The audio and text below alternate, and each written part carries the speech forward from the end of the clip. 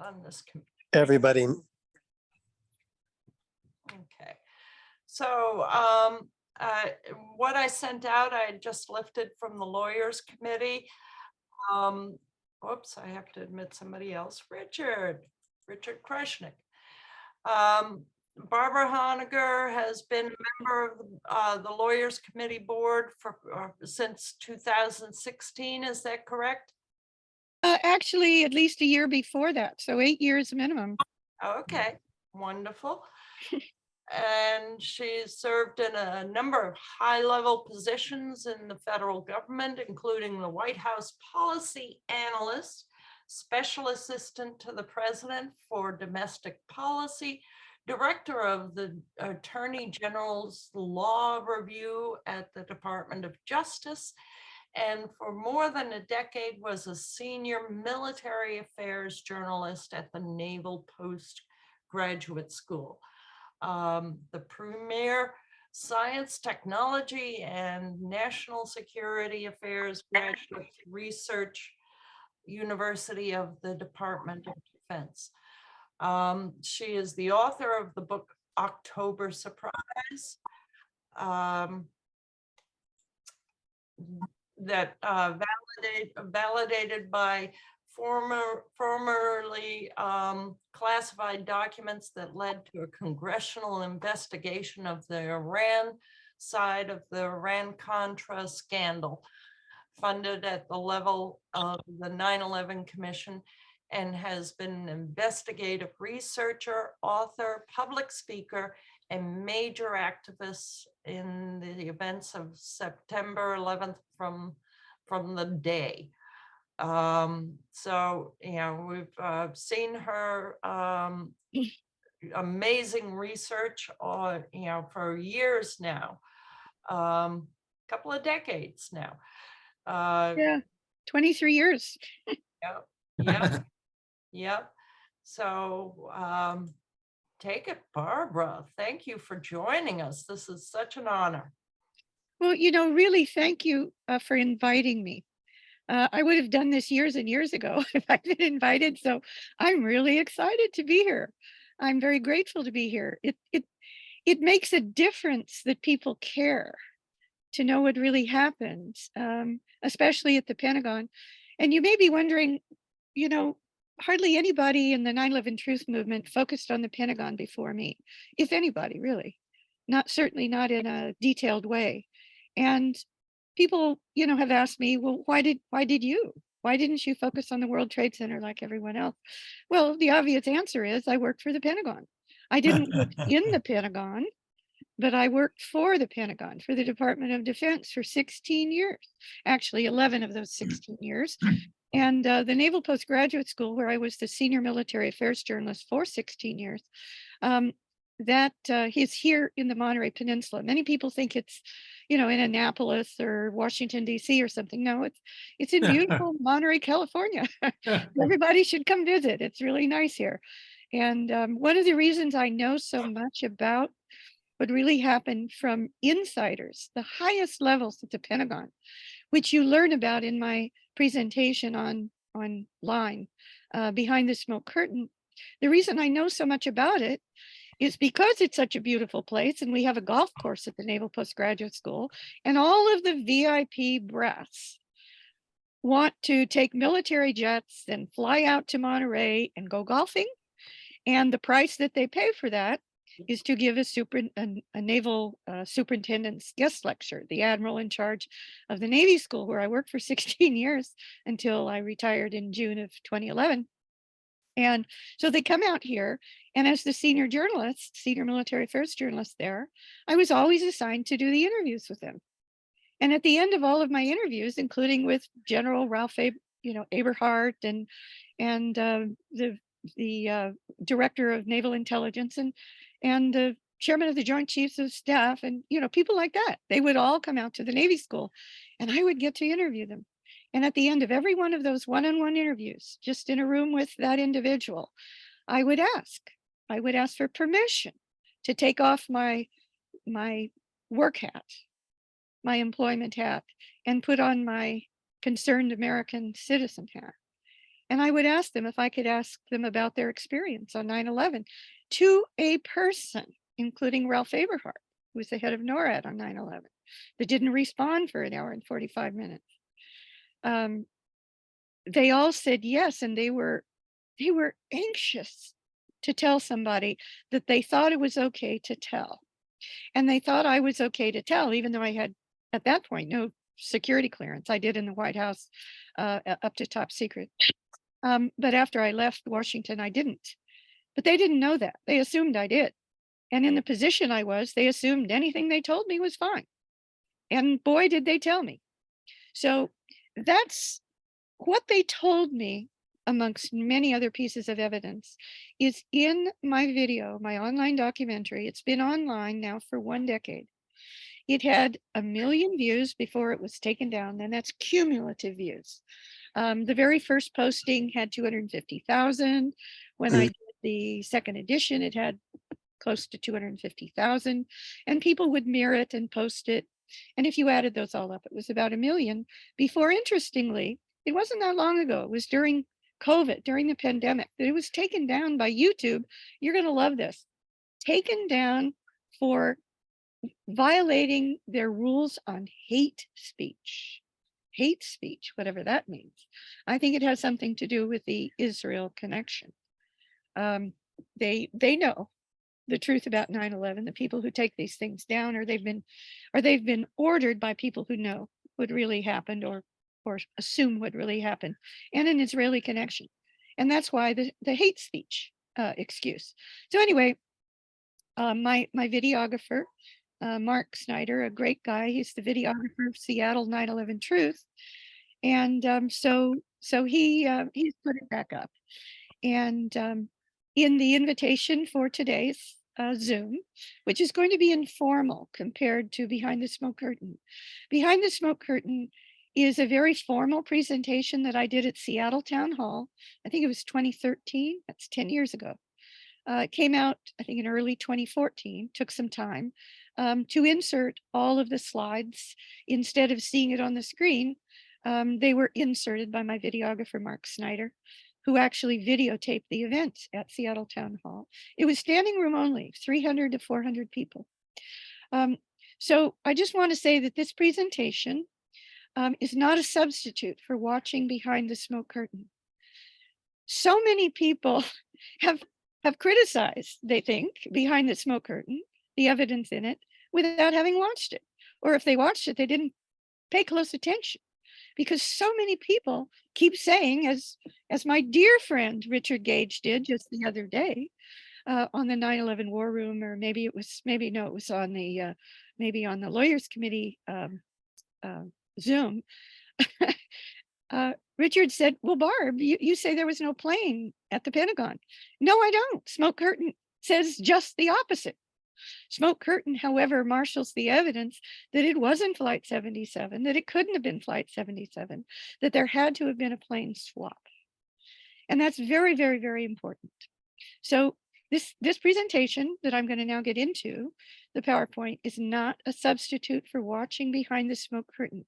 And the link to that, which is now up on a number of sites that presumably will not be censored and taken down. And I think Sue sent everybody in the email invitation the link where it's up on archive.org. So please do me the courtesy and do yourself the favor of watching it. Don't let this presentation be a substitute for watching Behind the Smoke Curtain. Okay, so now we're going to get into this. Now, this may surprise you, but oops, now for some reason, this is not forwarding. So I'm going to have to stop screen share and screen share again. So let me do that, and hopefully I'll be able to forward my slides. Screen share. Okay, try that. So hopefully I'm now able to forward my slides. Yes, okay, good. Okay, so my first slide. This is an overview. I originally had it as my summary, but I'm going to put it at the beginning because they always say, tell them what you're going to tell them what you're telling them, and then tell them what you told them. That's because you have to repeat important information for people to remember it. Okay, so I'm going to start with the overview of what I'm going to prove to you, in my opinion. Dispositive proof. Dispositive is our lawyers committee word, it's attorney's word, and the legal system's word for, oh, Richard Gage just entered the waiting room. You need to admit Richard again?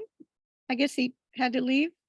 If you can, great. Okay, hi, Richard, back. So I'm going to start. Chris Berger is in the waiting room. Some people are dropping out and coming back in, I guess. Okay, so welcome everybody. So my first substantive slide here, it was originally my summary slide, but I've moved it up as well to the overview at the beginning, because this is what I'm going to demonstrate with evidence for you. So I'm going to read this. So this is the conclusions at the end of this presentation as well. And then we're going to have Q's and A's. Was a plane destroyed at the Pentagon? In other words, what does smoke curtain and all of my 23 years of research demonstrate? Was a plane destroyed at the Pentagon? Yes, Richard, it was. The answer is yes. Did it hit the wall where the official story says? No. Was it destroyed at the official story point along the wall? No. It was destroyed between 120 feet and 150 feet further to the left or north along the west wall. Was it Flight 77? No. Was it an American Airlines 757? No. Was it any American Airlines plane? No. Was it smaller than a 757? Yes. It was likely, and we're going to see why, the size of about a 737, which looks like a 757, but it's a bit smaller. Was it a commercial airliner? No. Was it a military plane of some kind? Yes. Was the plane swapped for the eastward flying plane that originally left Dulles Airport? Yes. Was it remote controlled? Almost certainly yes. We don't have proof, but there's a lot of evidence. Did it approach at the official story time? As you're going to see how important this is, the answer is no. It approached the building 5 minutes and 16 seconds before the official story alleged impact time. Was a missile involved? Now, this may surprise you. It could have been. It's not inconsistent with my findings. I've not gone into the evidence for a missile. You can watch Richard Gage's Pentagon conference online, which is on its website, richardgage911.com still. You can watch all of our video presentations. There were 4 of us with competing interpretations of the same evidence at the Pentagon that's been made public. Terry Misson's presentation was supporting a missile. A missile strike is not inconsistent. It's not incompatible is a better word with my findings. Did Cheney order a stand down? No. Did Cheney order a shoot down? Yes. Now that may surprise you as well. I'm going to marshal the evidence for that. Were inside explosives, pre-placed inside explosives at the Pentagon, inside and outside, independent of any possible plane impact or a resultant explosion or explosions from a plane impact? Were there pre-placed inside explosives that went off? Yes, just like at the World Trade Center. Okay, so this next series of slides, about 5 of them, I'm going to remind people because not everybody is, is aware, as some of us, of this situation at the Pentagon. So just like real estate agents, they say somebody wanting to buy a home or sell a home, the most important thing is, oh, that's Al. Okay. Yeah, I bought a home 23 years ago where I'm speaking to you from. Any real estate agent will tell you that the most important thing about the price of the home and how fast it sells, it's location, location. The 3 most important things are location, location, location. That's also critical for understanding what really happened at the Pentagon. So this is, I'm going to show you now 2 graphics that are on the web, and they're accurate. They're graphics, so they're not photographs, but they're accurate as far as the graphic goes. So that red dot is where the official claim of the government, the FBI, the Pentagon, etc., say Flight 77 struck the building at almost 9:38 in the morning. The official story says at 9:37 and 46 seconds. I'm going to round that up in what I'm telling you in this presentation to 9:38, which almost everybody in the movement does. It's easier to say. So that red dot this is all the west side, by the way. the west side of the wall. And many people don't know this, but each side of the Pentagon is actually parts of two separate wedges. So from the center line to the right, including where the red dot is, that is wedge 1. There are 5 wedges in the Pentagon, but the wedges go around the corner to the other side. So wedge 1 goes around the corner onto the south side to the center line of the south side going, I guess that would be north, right? So what you're seeing, the red dot, the alleged impact point at almost 9:38, they claim of Flight 77 itself, is in wedge 1. But from the center line to the left, including where you see what's called the security building and the helipad or the heliport, those are off of and off of wedge 2. So wedge 2 goes from the center line to the left or to the north and around the corner up to the north side. Okay, so that's very important. And it's extremely important for you to take a look at the relative location of the red dot, the alleged impact point, and the heliport. It's helipad with a big H on it. It's no longer there. What you're seeing now, this area you're seeing now is now the Pentagon Memorial that was, put up after the attacks, about a year after, a little bit more. And it's also very important to notice the location of what they call the security building, which is the helipad or the heliport firehouse. And that little building on the top of the heliport firehouse, it's the heliport air traffic controller's lookout station, where he would literally be the air traffic controller for incoming and outgoing helicopters, including Bush's helicopter, which was called Marine Corps 1, or Cheney's helicopter, which is called Marine Corps 2, the vice president. Okay, a very important fact that most people don't know. This is a shocking fact that you have to keep in mind throughout this whole presentation, is that, believe it or not, this is a fact confirmed by the Pentagon, and it's in the Air Force's official publication on 9/11, what it claims happened and didn't. And it's called Air War Over America. You can buy it on Amazon. I have 2 copies. They're a little pricey, but everyone should have one because it's what the Pentagon itself says happened and didn't. So what's important to know is that the air traffic controller's lookout station there looks down on the helipad. And most people don't know, even in the movement, that after he left the Florida school, President Bush was pre-scheduled that day, because the White House schedules out what the president and vice president are going to do for days and days in advance. Bush was pre-scheduled to land at that helipad at 12:30. If the attacks of 9/11 had not happened, he was to leave the Florida school in Air Force 1, come into Andrews Air Force Base, get on Marine Corps 1, and land at that helipad, which, as you will see, is precisely where the attack actually happened.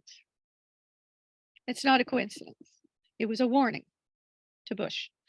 Okay, this is another important graphic. Can everybody see these slides on the screen? I want to make sure. Okay. Yeah. Stu says you can see them.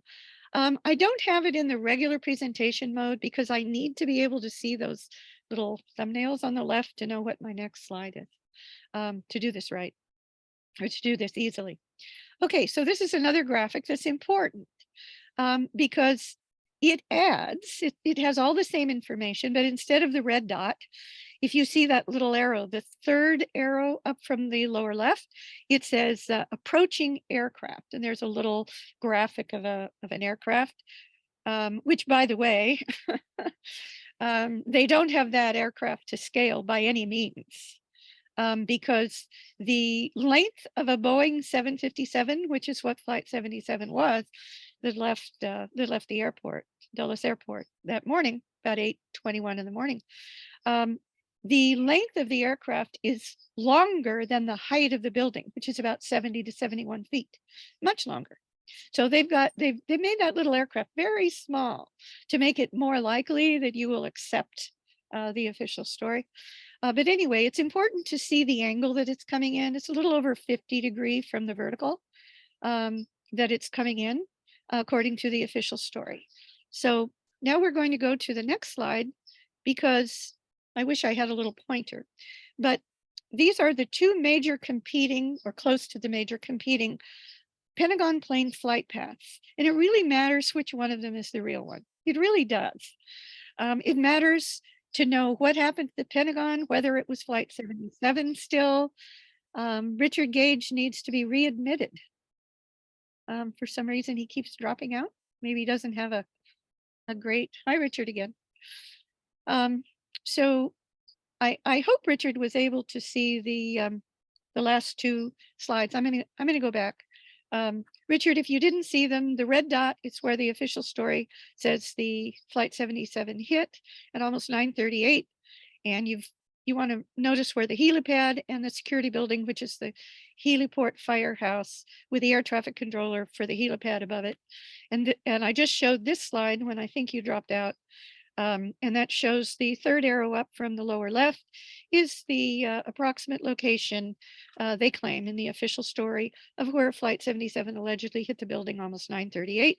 And you can see the heliport control tower and the heliport fire station there, and the heliport fire, the helipad, which is very important to notice the relative locations. I have counted the number of windows and therefore the distance, because the distance between Pentagon windows is 10 feet from center to center, or from frame to frame, right frame to left frame. So the minimum location between the alleged impact point and the heliport firehouse and the helipad is between 120 and 150 or 60 feet further to the left or north along the wall. And that difference in location becomes very important. Okay, so this is an aerial photograph of the area that we're talking about. It's very important to notice the Pentagon's off on the right, and just to the upper right is the west side of the Pentagon. If you can read it, I'll try to make it a little bigger. Maybe move this over slightly. Can you see the entire screen yet, or is it covered up with the It's okay. You can see the whole screen? Okay. Yeah. All right. Because I can't, it's covered up with the thumbnails. But anyway, so in the upper right, you're going to see the word in green letters, impact. That is the actual alleged impact point. But as you will see, there are multiple potential flight paths. The yellow flight path is the official story flight path. It's also the flight path that is advocated for by David Chandler and Kevin Ryan and Elizabeth Woodward and a whole crew of people, including John Wyndham and David and Wayne Coste, a whole slew of people want you to believe that the official story flight path was the actual flight path. The alternative flight path, as you can see, if you look on the left, it goes over the Navy Annex. Okay, the Navy Annex is a little bit further to the north than I-395, which are those freeways down below. And as you'll notice, there are these overpasses that intersect the I-27, which is the highway that is going kind of diagonally up from the lower center of the screen up to the upper right. That's Washington Boulevard, also known as I-27. So you can see that both of these alternative flight paths do cross the what's called the cloverleaf there. That cloverleaf is very important, as you'll see from eyewitnesses that we're going to get to. The official story flight path, which is the yellow line, that crosses literally essentially in the center of the cloverleaf, and the more north flight path lines, which are, this is an aerial photograph with overlays by the Citizens Investigation Team. Now, I do not support the Citizens Investigation Team bottom line. As you will see, a plane did not fly over the Pentagon, or certainly it wasn't the plane that was destroyed there. And we will see absolute evidence that a plane was destroyed there. So that plane, in any case, didn't fly over. But this is the approximate, the green line and the blue line, if you can see those a little further north from the yellow line, the official storyline. Those are the essential locations of the alternative flight path that goes over the north corner at Hemp Hill's office window of the Navy Annex. Now, it's very important for what you're about to see. I tried to find an aerial photograph that would also include the Sheraton Hotel, which is critically important for other witnesses. But the Sheraton Hotel, if you can imagine, extending the line, the green line, off to the left of the photograph, and you go off a little bit, and that's in line with the Sheraton Hotel. And we're going to see where the Sheraton Hotel, we're going to see photographs of the Sheraton Hotel here in a moment. Okay, so those are the two competing flight paths. So now I'm going to show you what I believe is dispositive, compelling proof that the Pentagon plane destruction happened 5 minutes and 16 seconds before the official story alleged impact time of almost 9:38, and that it happened at or near the helipad, the heliport. Okay, so now we're going to get into this evidence. Now, all of this evidence is in smoke curtain, but I haven't pulled out all of the information because you need 2 hours and 30 minutes to watch behind the smoke curtain. And this presentation, as I said at the beginning, the very first slide, for those who weren't on yet, this presentation is not a substitute for watching behind the smoke curtain, and you have the link to that on archive.org in the invitation to this event from Sue Serpa. Okay, so the Pentagon heliport firehouse clock. Now, this is important. I showed you the photograph. I'm going to go back to it of the heliport firehouse. There it is, that little firehouse in the upper left, compared to, let's go back to the red dot. That's about 150 feet minimum further to the north along the wall. So now we're going to go back. This is the Pentagon heliport firehouse clock. It was stopped by a very violent event at 9:32 and 30 seconds. Okay, now you're going to see that that is not, as John Wyndham wants you to believe in what he has published about my work. He wants you to believe that that's just because the clock just fell off the wall and, fell down. No, it's not. And you're going to see why that time is so critically important for almost all the other pieces of evidence about the time of what really happened at the Pentagon. That's the actual time that there was a violent event that stopped the heliport clock at that time. And believe it or not, now you're going to see the government's really incredible. They put that very heliport clock in the Smithsonian Institution official 9/11 exhibit. And you can see that clock just to the left of Ted Olson's phone that he allegedly talked to his wife, Barbara Olson, on the Pentagon plane, Flight 77, which also probably didn't happen, as you know. So, the government puts out pieces of evidence that completely contradict their own official story. And by the way, I should add at this point, and I will send Sue the link to that if you don't have it already, Sue, to send in an email after this event. When you send everybody the recorded video, I will have first sent you other links that I would like people to go to. And one of them is my other major 9/11 documentary. It's called the 9/11 Museum Virtual Walking Tour. And what I do in that documentary, which I put out a year after Behind the Smoke Curtain, I actually went to the 9/11 Museum at Ground Zero. I took my high resolution low light camera down 7 floors to where the exhibit is, where the bedrock was originally under the towers, the Twin Towers, 1 and 2.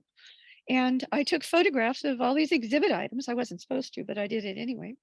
I took photographs of the exhibit items and the captions that the museum puts with the exhibit items. And my 9/11 Museum Virtual Walking Tour video documentary proves, using the actual exhibit items in their official exhibit at Ground Zero, that it is a lie, that it is a Hitlerian level big lie. And I prove it with their actual exhibit items, like the Smithsonian Institution clock. Okay, so now what we're going to do, I'm going to go back again to this. So off of the red dot is this lawn. Can you see my arrow going around? Yes. Oh, good. No, I can use my arrow.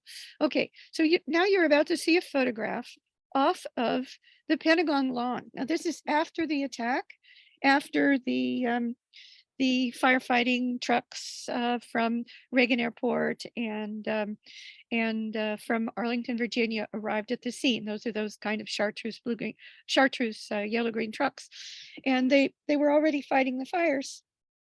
And this is the lawn off of the alleged impact point. Now you're going to see the lawn off of the Heliport Firehouse. Okay, that is the Heliport Firehouse that you are seeing just beyond the Heliport fire truck. And that was a fire truck that was moved out just before the plane came in, just minutes before the plane actually came in, by one of the two Heliport Firehouse firemen who were there that morning. And his name is Alan Wallace. There's quite an exhibit. There's Alan Wallace's jacket, his firefighter's yellow jacket with the black lettering and the black stripes is in the 9/11 Museum at Ground Zero, and quite a bit of other paraphernalia from Alan Wallace. Alan Wallace is a critical witness. Just before the plane came in, he opened the big door of the Heliport Firehouse, which is just beyond the truck, his truck, the red truck that you're seeing. That was the Heliport Firehouse's own fire truck. And of course, they would have their own fire truck because a helicopter could crash, after all, at the helipad, right? Or a plane, like on 9/11.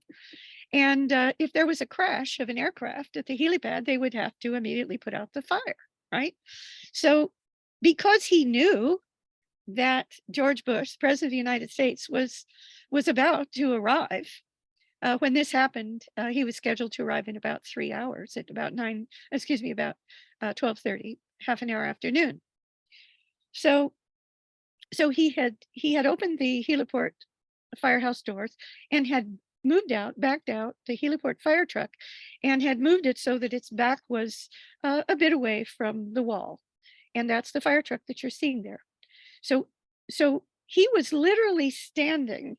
He had gotten out of his truck just before the plane came in. He'd gotten out of his truck, out of the door that you see, the driver's door, and he had walked around to the back of the truck for some reason, and was walking towards the front of the truck, between the other side of the truck and the Heliport Firehouse wall. And he was almost to the front of the truck when he saw a plane arriving over the Navy Annex. And it was barreling towards him. He estimated, he's gone on record in a Navy publication that I have, that I quote, at length in Smoke Curtain and my publications about what really happened at the Pentagon and didn't. He estimated that by the time he saw it, it was only about 25 feet above the ground, and it was approaching I-35, Washington Boulevard, from having just left coming in over the Navy Annex. And he realized that it was essentially barreling towards him. And he ran as fast as he could around the front side of the Heliport Firehouse that you are looking out there. And luckily there was a van there. And you can see the van in other photographs that the Pentagon has put out and other people have put out, citizens and Pentagon workers that are online. And he threw his body under the van. And he was able to survive this. And then he experienced a huge explosion and the immense fireball that caused this damage right by the Heliport Firehouse. Okay, next slide. Okay, so when I was thinking about doing this presentation, and I'm grateful for the opportunity to put together what I've put together today, because you always have to have some kind of an excuse to get your act together and do it. I was thinking about what would be the best analogy for people to understand why there's such a such a controversy over the Pentagon within the 9/11 truth movement. And I'd like to preface what I'm about to say with, it's a big mistake to say that unity is more important than facts. Facts are more important than unity. We have to have unity around real facts. So you got to get to the facts first, okay? So there are so many people who have very major reputations in the movement, a lot more than me, who want you to believe that the official story is true, in every respect, with the sole major exception that the plane that they still claim was Flight 77, that it wasn't swapped for another plane when it was flying eastward. You'll see that's not true here in a minute. Um, but they want you to believe that whatever plane it was that came in to the Pentagon and was destroyed there, however it was destroyed, they want you to believe um, that the only real difference with the official story is that it was probably, and they don't have proof of it, but there's pretty good evidence, and I agree with that it was remote controlled. But that doesn't mean it was Flight 77. You can have any plane being remote controlled. Okay, so as I was trying to think about what's the best way to get across the difficulty that I had with the official story, because after all, I started out believing it too. And the best analogy I could come up with was an Escher print. So this is one of my favorite Escher prints, the famous surrealist graphic artist. And what every single Escher print does is it boggles your mind. It's intended to boggle your rational mind. And the way it boggles your rational mind, every single one of his Escher prints, almost all of them, including this one. Oh, Jane Milliken needs to be around there. Hi, Jane. So Jane, I was just saying that when I was thinking about doing this presentation today, I wanted to come up with the best analogy I could find for why the official story, when I looked into it carefully at the beginning of my research 23 years ago, right after the day of 9/11 itself, or starting on the day, it literally boggled my mind. It was like it was designed. The official story claims, when I looked at them carefully, were designed to paralyze your rational faculty, just like the terror itself.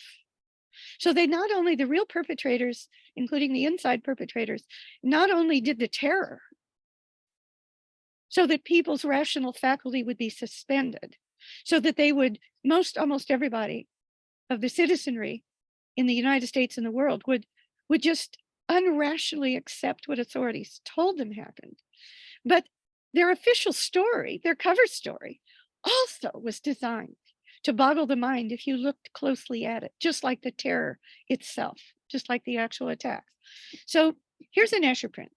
So my analogy with what the official story does when you look at it closely, including what I call official story light, which is what the Chandler, Coste, Wyndham, Kevin Ryan, etc. group want you to believe. I call it official story light because they accept everything except maybe the plane was that allegedly struck the Pentagon almost at 9:38.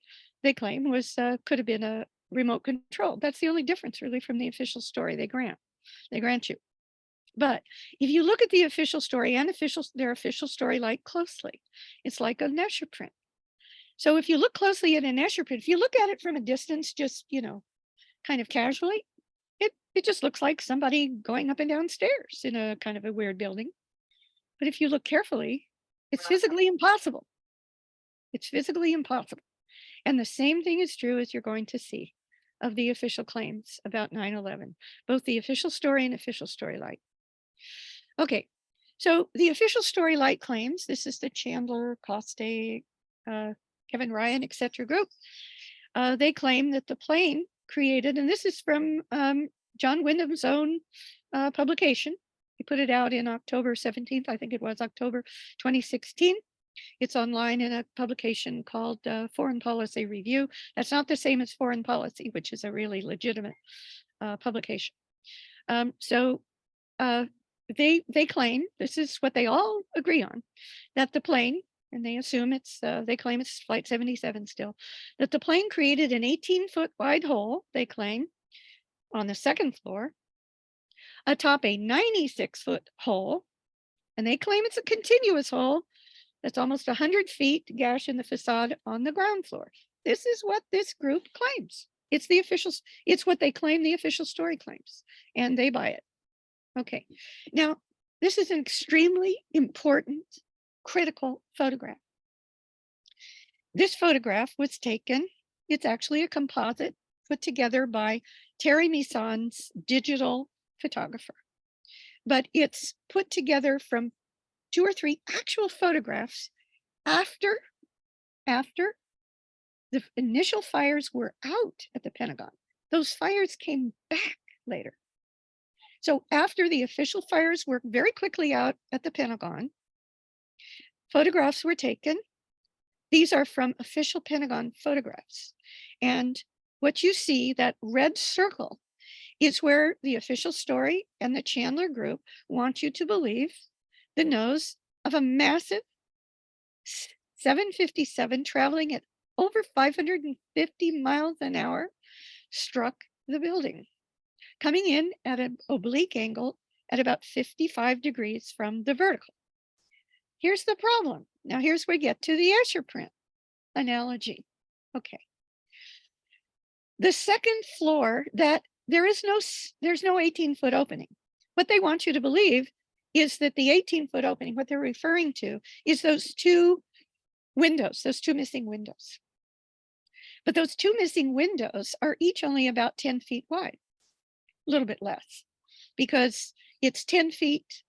It's 10 feet from the left vertical frame of a window to the right vertical frame of any of the Pentagon windows. So what you have is a 20-foot wide from left to right of those two missing windows. But notice the vertical frame, the vertical is still there. So you only have two 10-foot openings, or two 8.5 or 9-foot openings. That's where they get the 18 feet. But they want you not to notice that the vertical is still there. Now, I'm going to get to, or maybe I should say it now. I'm going to get to it a little bit later. But Wayne Coste actually made a fantastical claim to me. I'm going to tell you now. I went to the Chandler, Ken Jenkins, Coste group's Pentagon conference in Denver a few years ago. I was not allowed to speak because I didn't agree with them. My evidence doesn't agree with them. But what's fascinating and amazing, mind-boggling really, is that afterwards we all went to Fran Shure and Chandler's house. They are married, and they bought a house together, a very lovely house in the suburbs of Denver. And we had a wonderful dinner get together. And it was a beautiful day, so almost everybody was out on the lawn. But I was at the table, the dining room table, having my dinner. And to my right was David Chandler. To my left was Wayne Coste. And to Chandler's right, on the right side of the table, was Warren Stott, who was one of the speakers. I believe it's from Australia or New Zealand. But he's a really good analyst of the flight data recorder that they claim was found in the Pentagon. So he was there. And then my friend Bonnie Faulkner, who was my co-narrator on the 9/11 Museum virtual walking tour. She was on the left side of the table. So there were 5 of us originally at the table. And all of Chandler and Coste on either side of me, basically on the end of the table, on either side of me, they tried to get me to say that they were right about this photograph. And I said, you can't get me to say that you're right about this photograph. You would have to prove to me that there was no vertical still present there on the second floor. And by the way, even the Pentagon Building Performance Report by the American Society of Civil Engineers, ASCE, it's very clear that after the attack happened and they went in and they analyzed how high up they claim, because they assumed the plane had hit there, how high up the maximum height that the plane could have been, if a plane had been there, I'm adding, was 20 feet above the ground.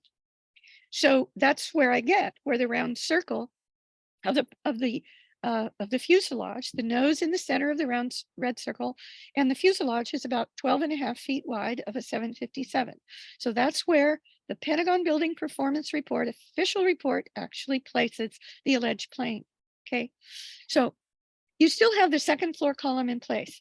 So at the table, at this dinner at Fran Shure and Chandler's house after their Pentagon conference in Denver, Colorado, they tried to get me to say that they were right and I was wrong about this.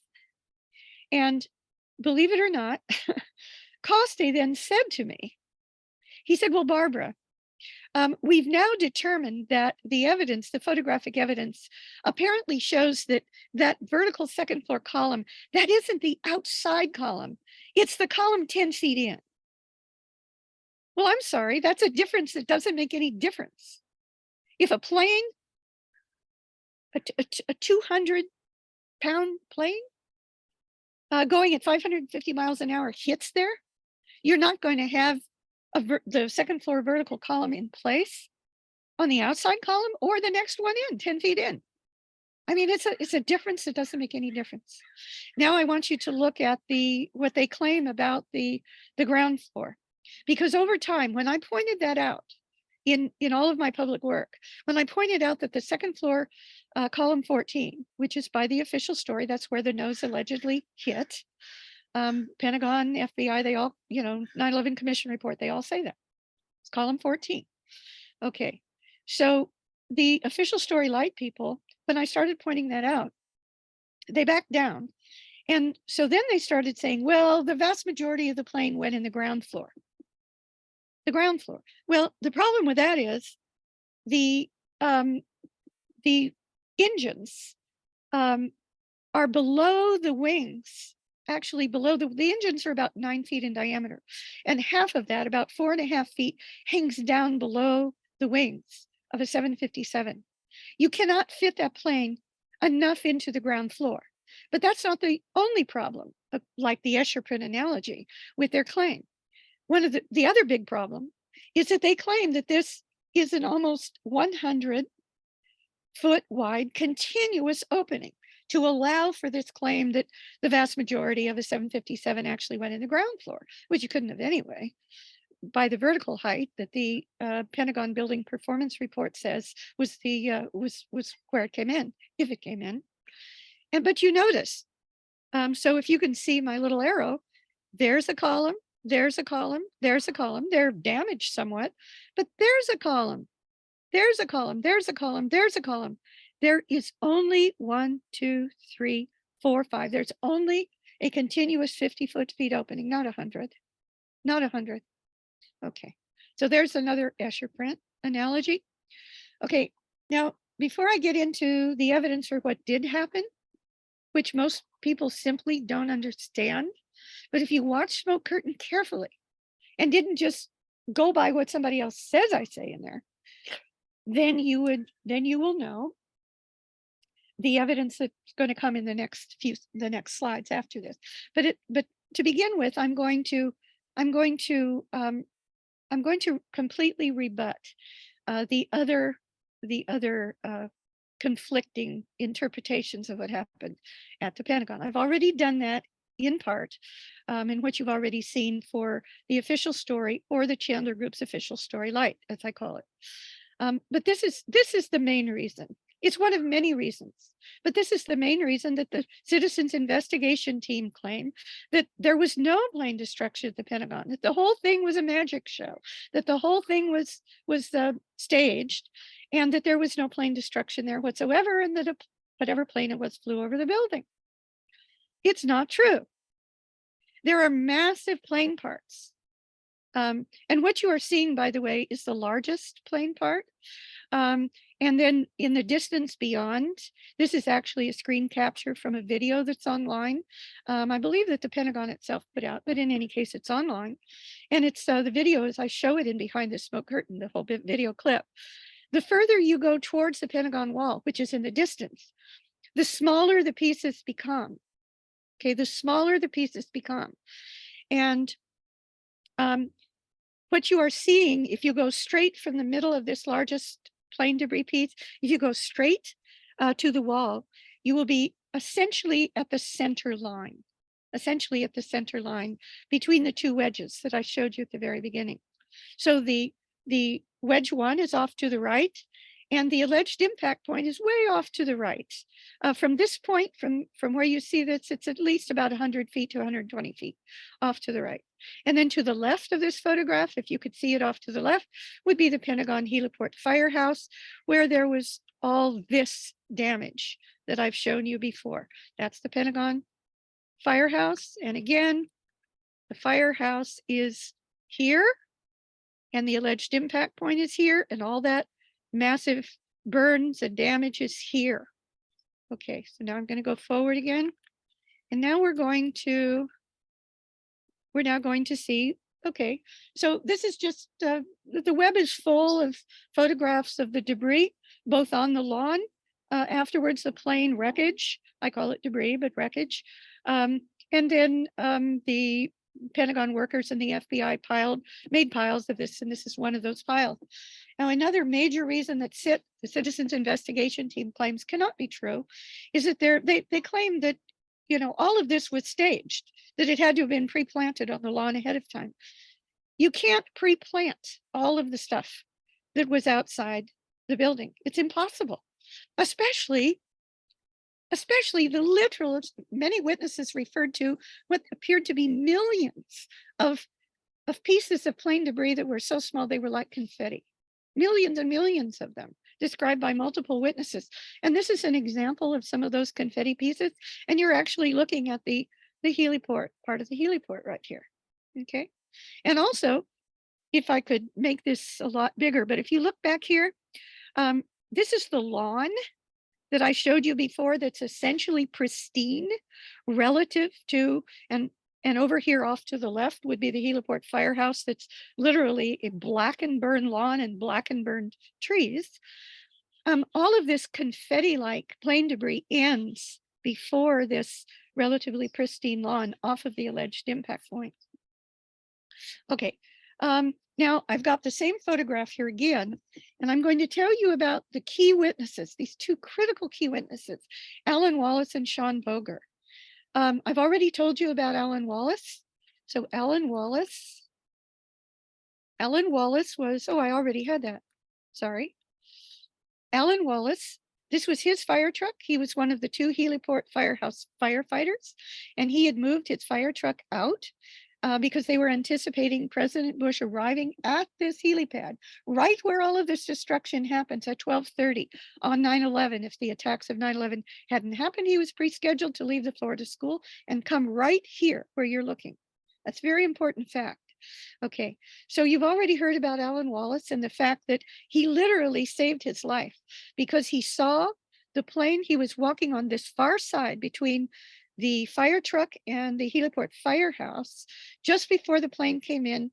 He looked up, he saw it come in over the Navy Annex, and it was almost to Washington Boulevard, I-27.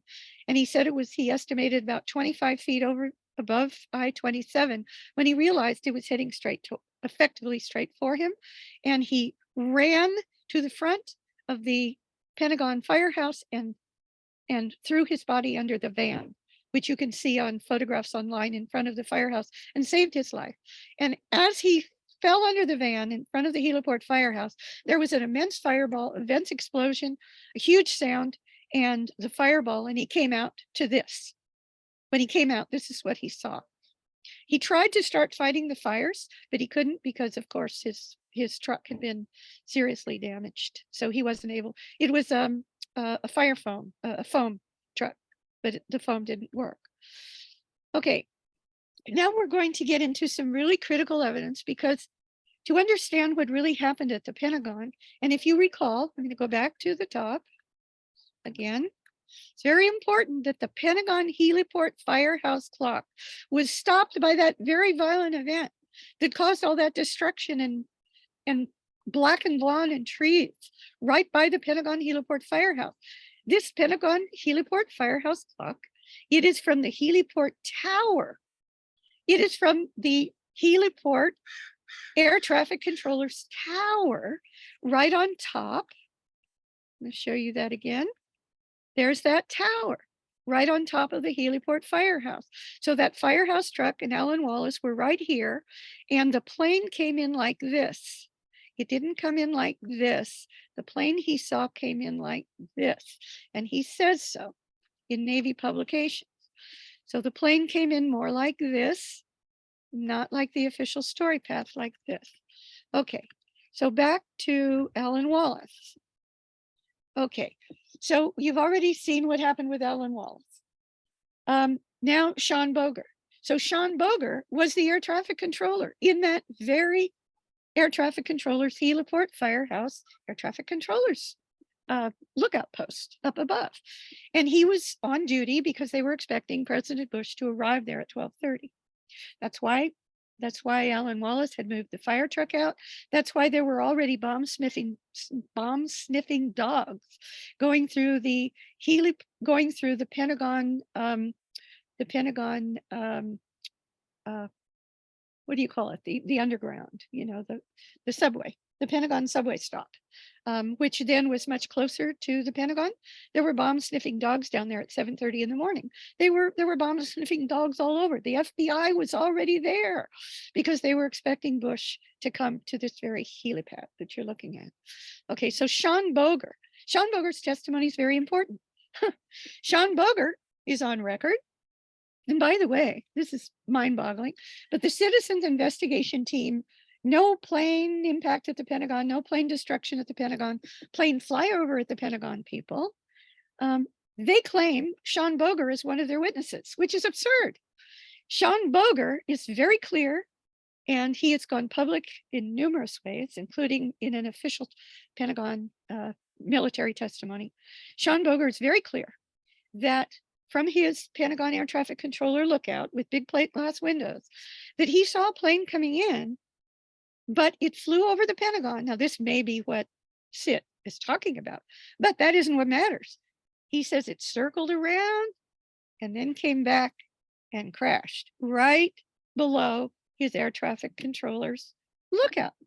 Okay, so the Citizens Investigation Team cherry pick what Sean Boger says. Sean Boger is clearly a plane destruction, very close to the air traffic controller's lookout in the Pentagon firehouse with him. No question about it. Okay, so now we're going to get to the time. It's very, very important. It's very important to remember that the Pentagon heliport firehouse clock stopped at 9:32 and 30 seconds. So now we're going to see all the evidence that that's the actual time, according to all these official records and documents, believe it or not, as well as multiple witnesses who were physically there, not inside the building, not a long way away, but physically there, very close to the helipad or at the heliport, what they say happened. And it happened at what they usually cut the difference and they say 9:32 or 9:33. It happened when the clock stopped by the violent event there, and that was at 9:32 and 30 seconds. Okay, now remember, the official story alleged impact time at the red dot on the wall in that early slide I showed you is 5 minutes and 16 seconds later. Now, a plane going at the official story alleged speed of about 550 to 560 miles an hour, it would take about 6 minutes to go, I think it was, well, we're going to get to that. It would be a lot, let's put it this way, it would be a long way away. Okay, so whatever plane is alleged to be the official story, almost 9:38 approach plane, it was miles and miles and miles outside of Washington still when this happened at 9:32 and 30 seconds. Okay, these are official records, official government records. They're in Smoke Curtain. You can see the records in Smoke Curtain. Official records and testimony of the actual time of the Pentagon attack, which again was at or near the helipad. The official White House internal timeline says 9:30. Now 9:30, as you're going to see, almost all of the very first mainstream media reports for television and print media, but mostly TV and radio, they all said 9:30, about 9:30. Well, 9:32 and a half is about 9:30.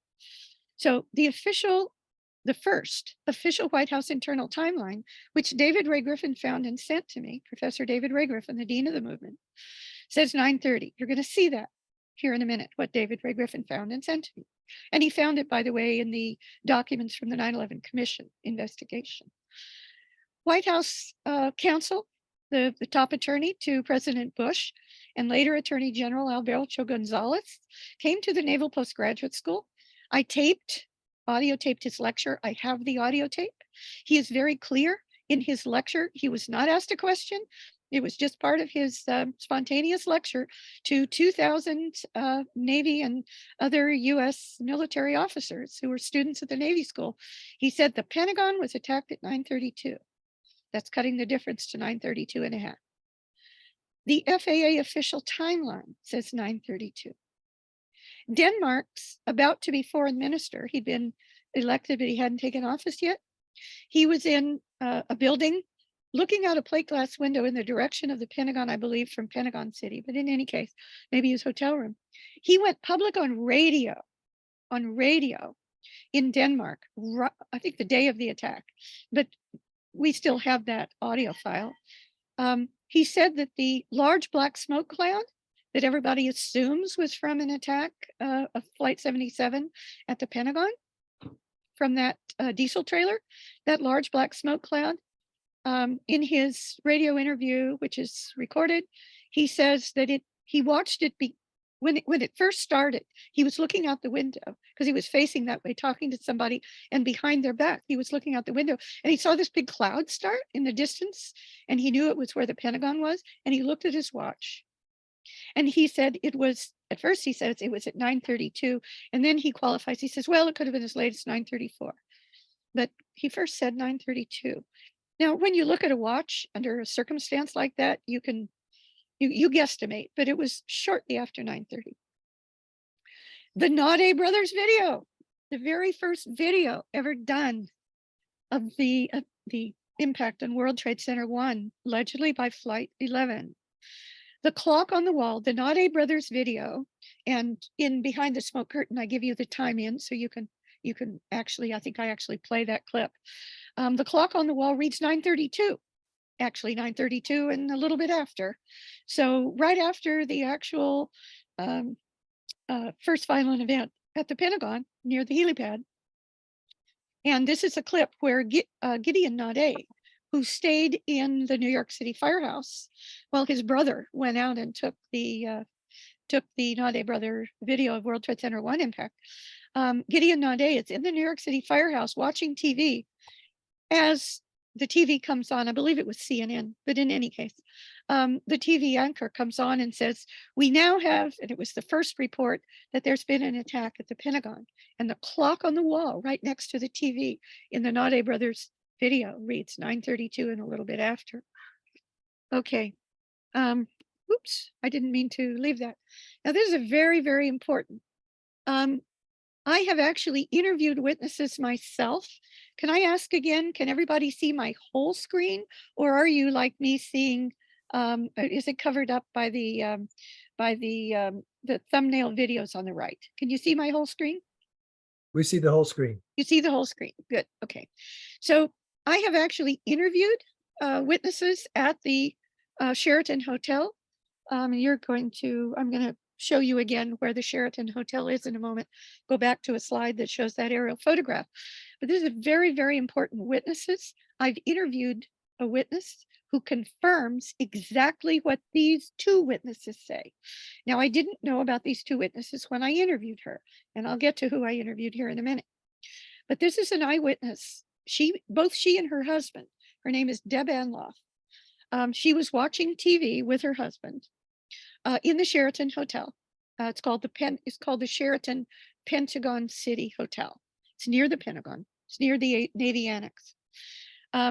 She and her husband were watching TV coverage, obviously somewhere else in the hotel, of the World Trade Center burning. And let me see if I have to make this a little smaller so I can see. Shortly before 9:30, now this was her testimony.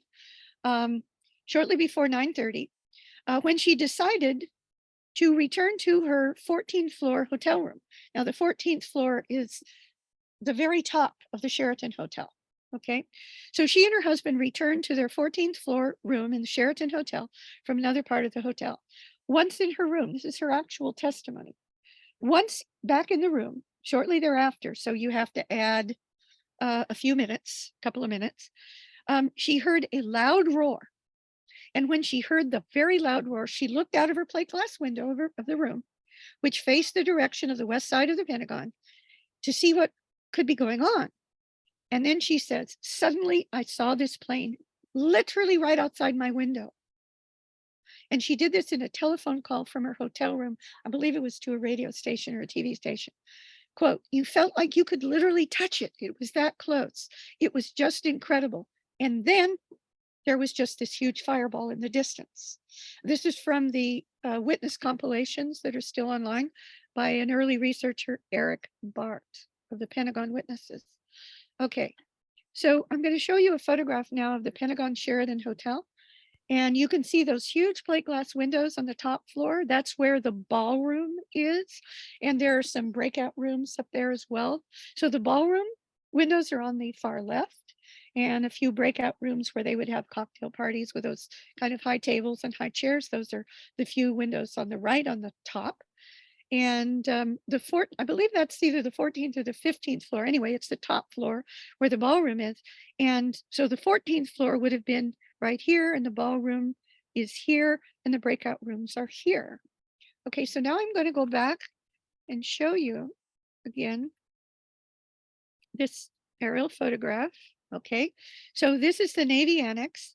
This is the alternative flight path, not the official story or official story Chandler Group path, but it goes over the Navy Annex.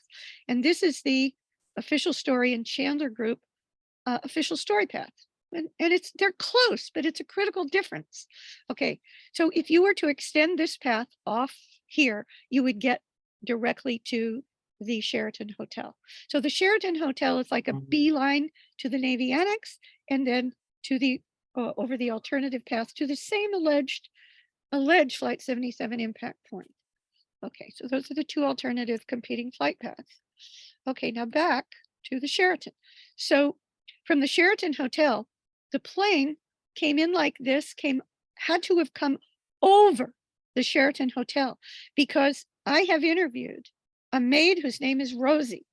She happened to be my maid for the Pentagon conference where Richard and I were speakers. I believe that was 2014 or thereabouts.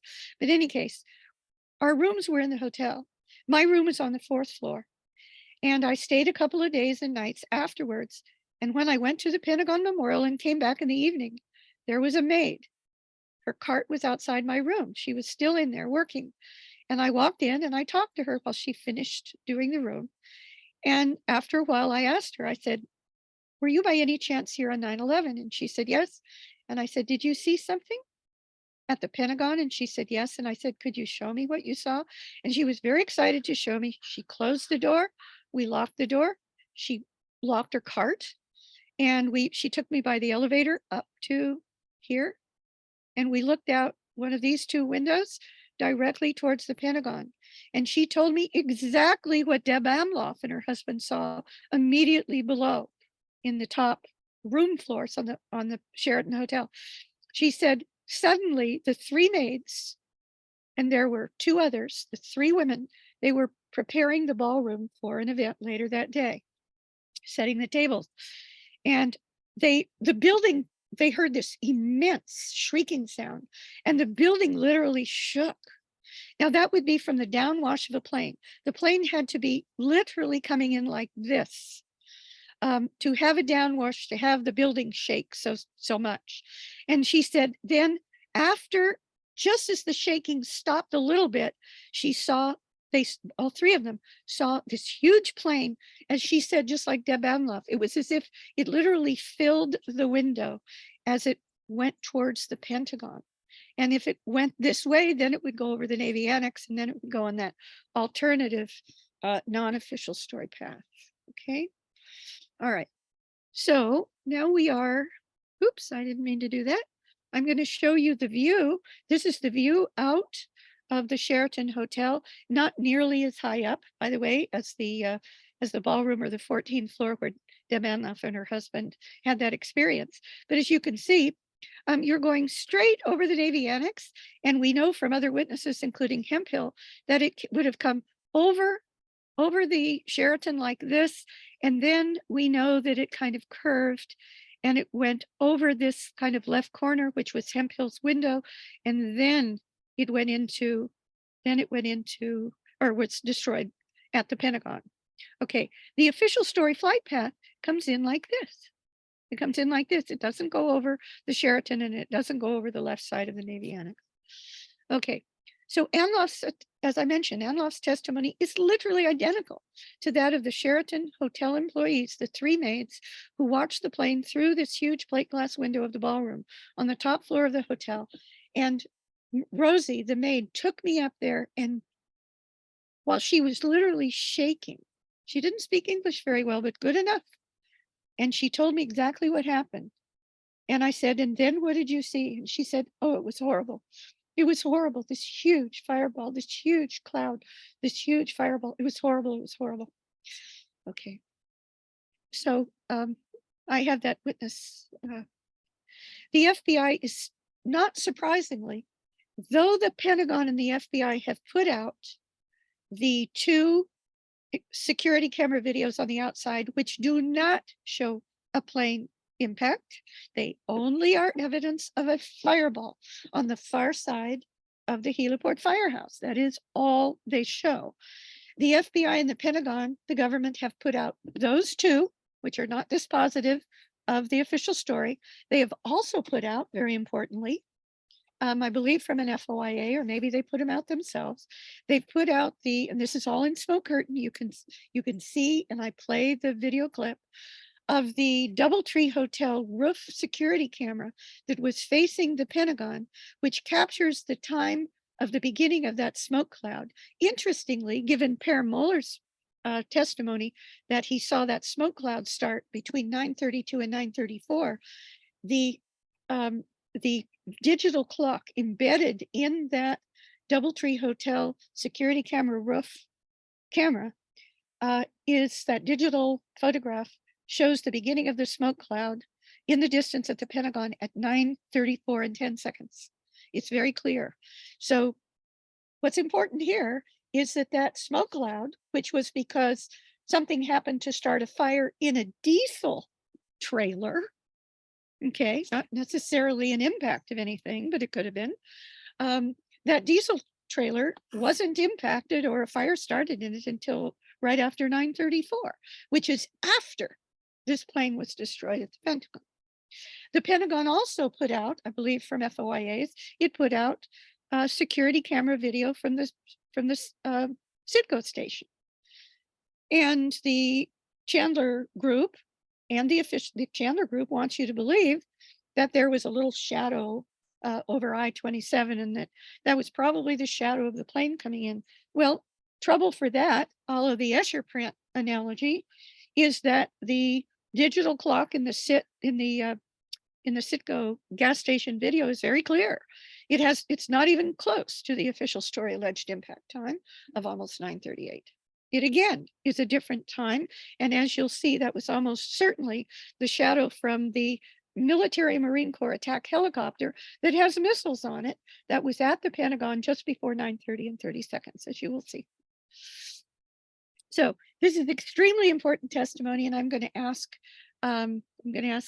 Sue to play 2 minutes, the first 2 minutes and about 2 minutes and a half from this very, very critical testimony by Pentagon eyewitness Cheryl Ryfield, and she will speak for herself. This exactly confirms a plane approach and destruction at 9:32 and 30 seconds, which is also the time of the stopped heliport clock by whatever that violent event there was, by the helipad. She was listening, as you will see. If just in case, I'm going to tell you what she says, just in case it's hard to hear the audio, which hopefully it won't be. She says she was in her car, in her van on I-27. She was going north. She had just come under and was starting to come out of the last overpass. I think that's the I-395. Anyway, the last overpass, and was about to turn right into the south side parking lot to get to her office, where she was supposed to be there at 9:30. She was a little bit late, as she said. She called her boss and said she'd be a little bit late just before the plane comes in. And what's important for knowing the time of when the plane came in that she witnessed personally in her van. We know the time because she said she was listening to the radio live of Bush's Florida school press event, which only lasted 90 seconds. It started a few seconds before 9:31, and it went to just before 9:32 to 9:31 and a half. Okay, so we know the time. She was listening somewhere in that 90-second window when the plane came over. And as you will see, and as I want to remind you that Bush was originally scheduled to land by a Marine Corps helicopter right there. And when this happened, a Marine Corps attack helicopter had already been buzzing around the west side of the Pentagon over to I-395 and back to 395 and back for a little over 5 minutes, and took off just after the explosion by the helipad, as you'll see. Okay, so can we play that? I'm going to stop share, Sue. Could we play that clip? Okay. Okay, I've stopped sharing. I'm going to have to, while you're doing that, I'm going to have to move inside to reconnect my battery. Okay. I'm going to start it now. Okay, and turn up the volume for sure. My name is Cheryl Ryan. We have to turn up the volume. I It's at work the for top. the Department of the Army at the Pentagon. On September 11th, 2001, I was on the road, Route 27, which is Washington Boulevard. I was driving to work and I was stuck in traffic at the time the plane hit the building. Today's date is October 17th, 2002. I wanted to tell you a little bit about my experience that morning. I was driving, like I said, to work. The traffic was really light, and my duty hours were started at 9:30 in the morning. So I was right on time. It was a beautiful, beautiful, bright, clear, crisp morning. And the closer I got to the Pentagon, of course, I was listening to the news reports, and they were reporting that 2 towers had been hit in New York City, and the traffic became snarled when I started hearing that. I was very close to the Pentagon at that point, and I was listening to the radio, and George Bush came on. He was visiting some school children in Florida, and he came onto the radio, broke through all of the announcers saying, "What's this? What's this? What's going on?" And he pronounced it a terrorist attack. And that was a very chilling pronouncement. At that point, I was stuck under the 395 overpass just as it approaches the Pentagon. Again, I was on Washington Boulevard. And so I was under the last overpass, and traffic was going like 2 miles an hour, because I'm sure everybody was listening to the radio report. And they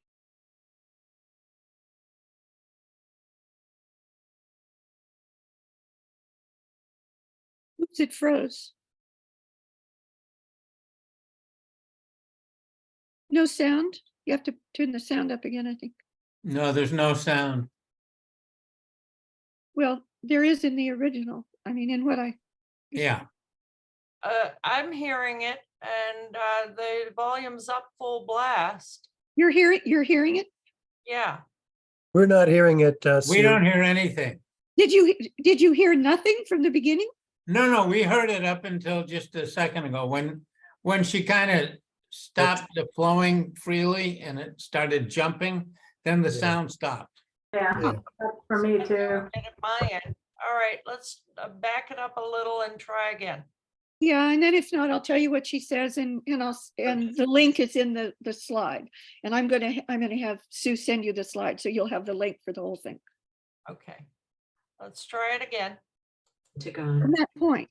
I was on Washington Boulevard. And so I was under the last overpass, and traffic was going like 2 miles an hour, because I'm sure everybody was listening to the radio report. And they probably had a little fender bender, and that made all the traffic creep, if not come to like a complete stop. And while I was waiting for the traffic to go forward, I heard a noise and looked, and there was movement on the hill just to my left, which was the Navy Annex. That's the building. And it's this big hill where Route 95 comes over the overpass. And so I looked, and there's this plane, and it's thundering down, following the contours of the land, getting closer and closer. And I knew immediately what it was. I looked to the car on my left. I drive a van, and that driver just looked at me, and then we looked forward again, and I was screaming, no, no. I was beating my hands on the steering wheel, and the airplane clipped the lights, the light poles in front of me. It was maybe 50 yards in front of me. It was going a little bit diagonal as it approached the Pentagon.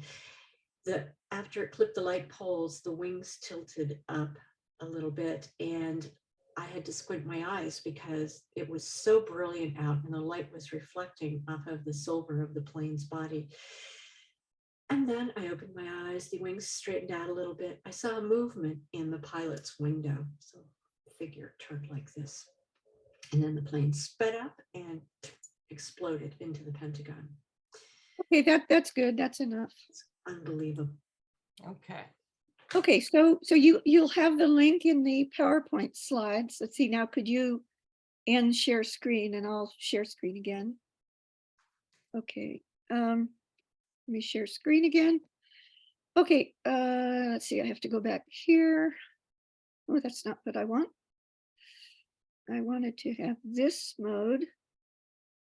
I think takes a second to load. Okay, so I'm going to make this bigger. All right, I'm going to move this over. I wanted to get rid of this. Okay, can you see this, the big screen now? Yep.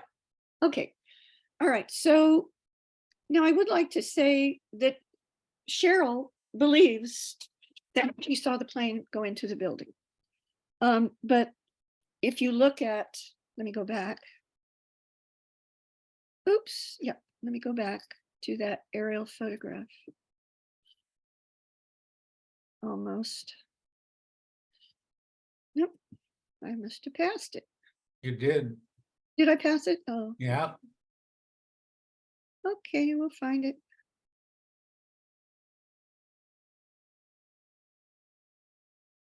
Well, where is it? Yeah. Did I pass it? I know it's there. Huh. Is it no longer in my slides? What's going on here? We saw it.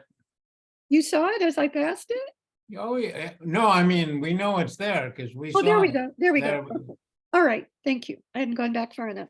So this is the last overpass, and she had just gotten beyond the last overpass, okay? And she said that the plane came in over the Navy Annex. Well, that's not the official story flight path. And she said that it was about 50 feet further along ahead of her, okay? Oh, I should have said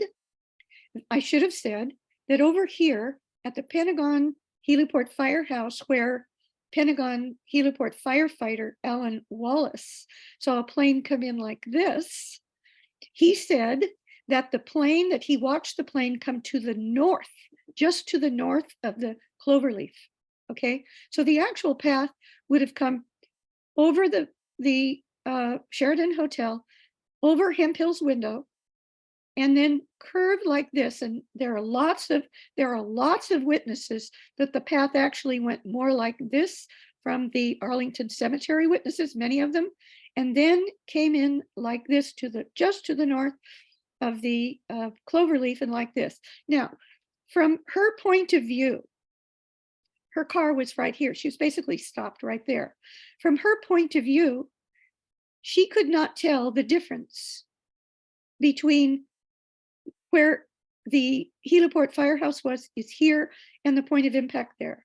And she was a Pentagon Public Affairs and Army Public Affairs officer.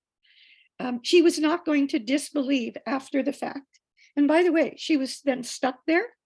And she said afterwards, she saw the fireball and assumed an impact on the wall, and later assumed the official story, which he was told by her. After all, her office put out the official story about what happened at the Pentagon. So I just wanted to make that clear. Her testimony, even though she says it smashed into the building where the official story says there, it is not actually dispositive of that. Okay, now, okay, we're getting there where we were. Okay. This is just I don't think I showed you this. This is another aerial photograph that gives you a slightly better idea. Here's the from a different vantage point higher up. This is the cloverleaf, okay? The official story, here's the side of the Pentagon. The official story flight path would be coming in like this. This is the Navy Annex. This is Hemphill's window. The Sheraton is up here. We know the plane literally filled the Sheraton Hotel windows, came like this, came over Hemphill's window, and then went further this way closer into the Arlington Cemetery area, and then went to the right, the north side of the cloverleaf, and then impacted a little bit further, like 120 to 150 feet further to the right or the north along the wall. Okay, oops, I didn't mean to do that again. Barb, could you comment on her witnessing of the light pole being hit by the plane? Yes, I will. Thank you very much. Don't forget. Okay, here is Washington Boulevard, I-395. I'm going to go back to that previous. Well, I can use this one rather than take the time to go back to the previous one. So this is I-395, and this is the final overpass right there. Okay, so her car was basically there. She said that the plane came in about 50 feet, and of course that's a guesstimate. She was looking. It's very difficult to determine the distance this way when you're not looking this way. So she estimated 50 feet. So 50 yards. I'm sorry, she said 50 yards, yes, 150 feet. 150 feet is going to put her into the alternative path. But what's important here is on Washington Boulevard, there are light poles all along Washington Boulevard. So the light poles that she hit, the light poles that you see for the official story claims, are light poles that are over here. However, there are also light poles all the way along. So the fact that light poles were clipped doesn't mean that they were these light poles. In fact, trying to remember his name now. The 9/11 truth activist and researcher, you're going to tell me the name here in a minute, Richard, because I'm blanking on it, but he was with NASA from the San Diego group. John Wyndham? No, from the San Diego group. Oh, Ted and Elise Muga. No. The guy who worked for NASA. Anyway. Dietz? Yeah, Dwayne Dietz, thank you. Dwayne Dietz actually proposed that the light poles on the official story path, this was before he went along with the official story light group, but he actually proposed in a presentation I still have the video of to the San Diego group, which I've also spoken to twice. That's his group. He actually proposed that these light poles on the official story path were pre-downed. So the fact that she, and he also proposed that that's where the plane by the perpetrators was supposed to come in, but didn't. So they pre-downed the light poles so that the plane would make it, that wouldn't be diverted, hitting a light pole, making it to the building. That was Dwayne Dietz's proposal. But anyway, my point is that there are light poles all the way along. Okay, there we go again. I'll try not to do that the next time. I'm going to go much faster on the rest of these slides. I'm screen sharing. There we go. Okay, so this is the view, but much lower down from a lower room window, looking towards the Pentagon, and those three things going vertical. By the way, they've torn down the Navy Annex, but the Air Force Memorial, which is what you're looking at there, is still there. And beyond the Air Force Memorial is the Citgo gas station, and then the Pentagon. That Citgo gas station isn't there any longer as well. Okay, and I've already mentioned to you that Anloff's testimony was identical. I've gone through these. Okay, so we had gotten to this and we saw Cheryl Ryfield's testimony, which is definitely not the official story flight path. But what's important about her testimony also is that it fixes the time within the 90 seconds of Bush's press event at the Florida school, just before he was pre-scheduled to return to precisely that destroyed helipad. Not a coincidence. Okay, so this is a screen capture of that 90-second, and you can see down here on ABC News, it says 9:31. Actually, it begins a few seconds before he begins his 90-second press event at the Florida school. It reads 9:29 on the screen, and then immediately, very quickly flips over to 9:31.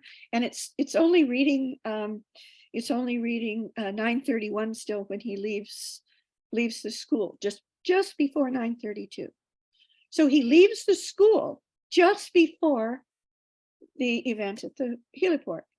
Now, I don't know if any of you know about this, but some years after 9/11, after the 9/11 Commission report came out lying through their teeth about when Cheney was first in the PIOC, the secure bunker, taken to the secure bunker under the Pentagon, where he was joined by Norman Mineta at approximately 9:20 to 9:25, which of course is before whichever time the Pentagon plane approached.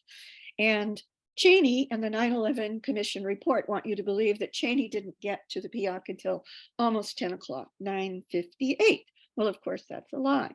So once the 9/11 Commission report came out, which wasn't until 2004, after that, there were, Cheney obviously arranged for a staged photo in his White House office where he has that very ABC News broadcast, and underneath is a VCR player.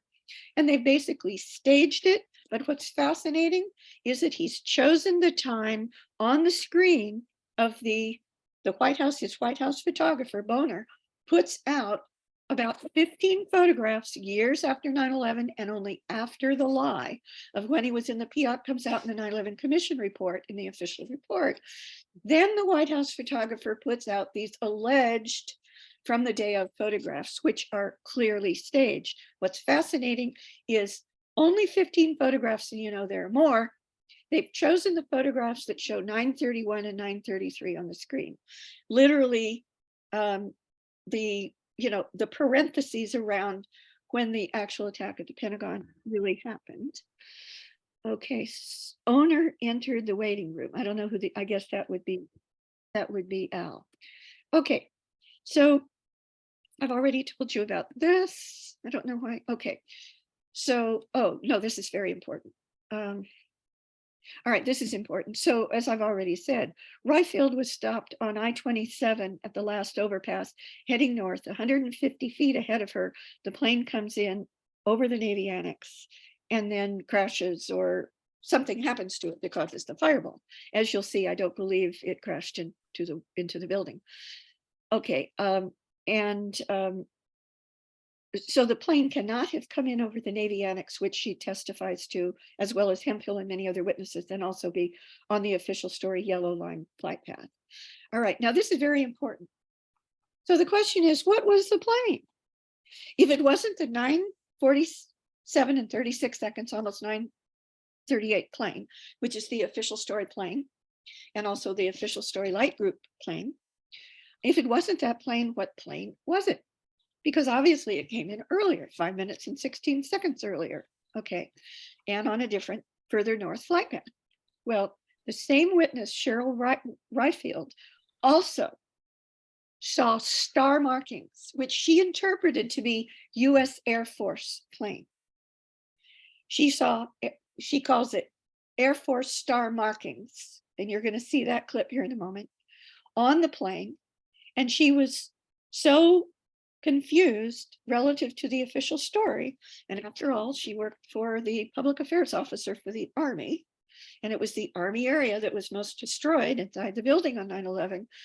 She's clearly confused, and she wants to go on record. This is an official Pentagon statement And she goes on record that it sure looked like an Air Force plane to her. And at the end, and you're about to see that, she holds up her sketch that she made immediately after of what she saw. Unfortunately, even though she's a photographer and a digital media person, she didn't have her camera with her because it was summertime, or, you know, it was still like summertime. And she said it was very hot and it's not good for the film. So that's why she immediately made the sketch and she shows it on the screen. So I'm going to end my screen share. And if we can go to mark 15:30 time mark to 16:40. Sue, if we can show that short clip and end at 16:40. Okay. Okay.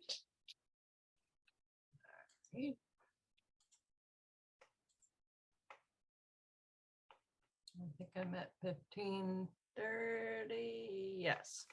Okay.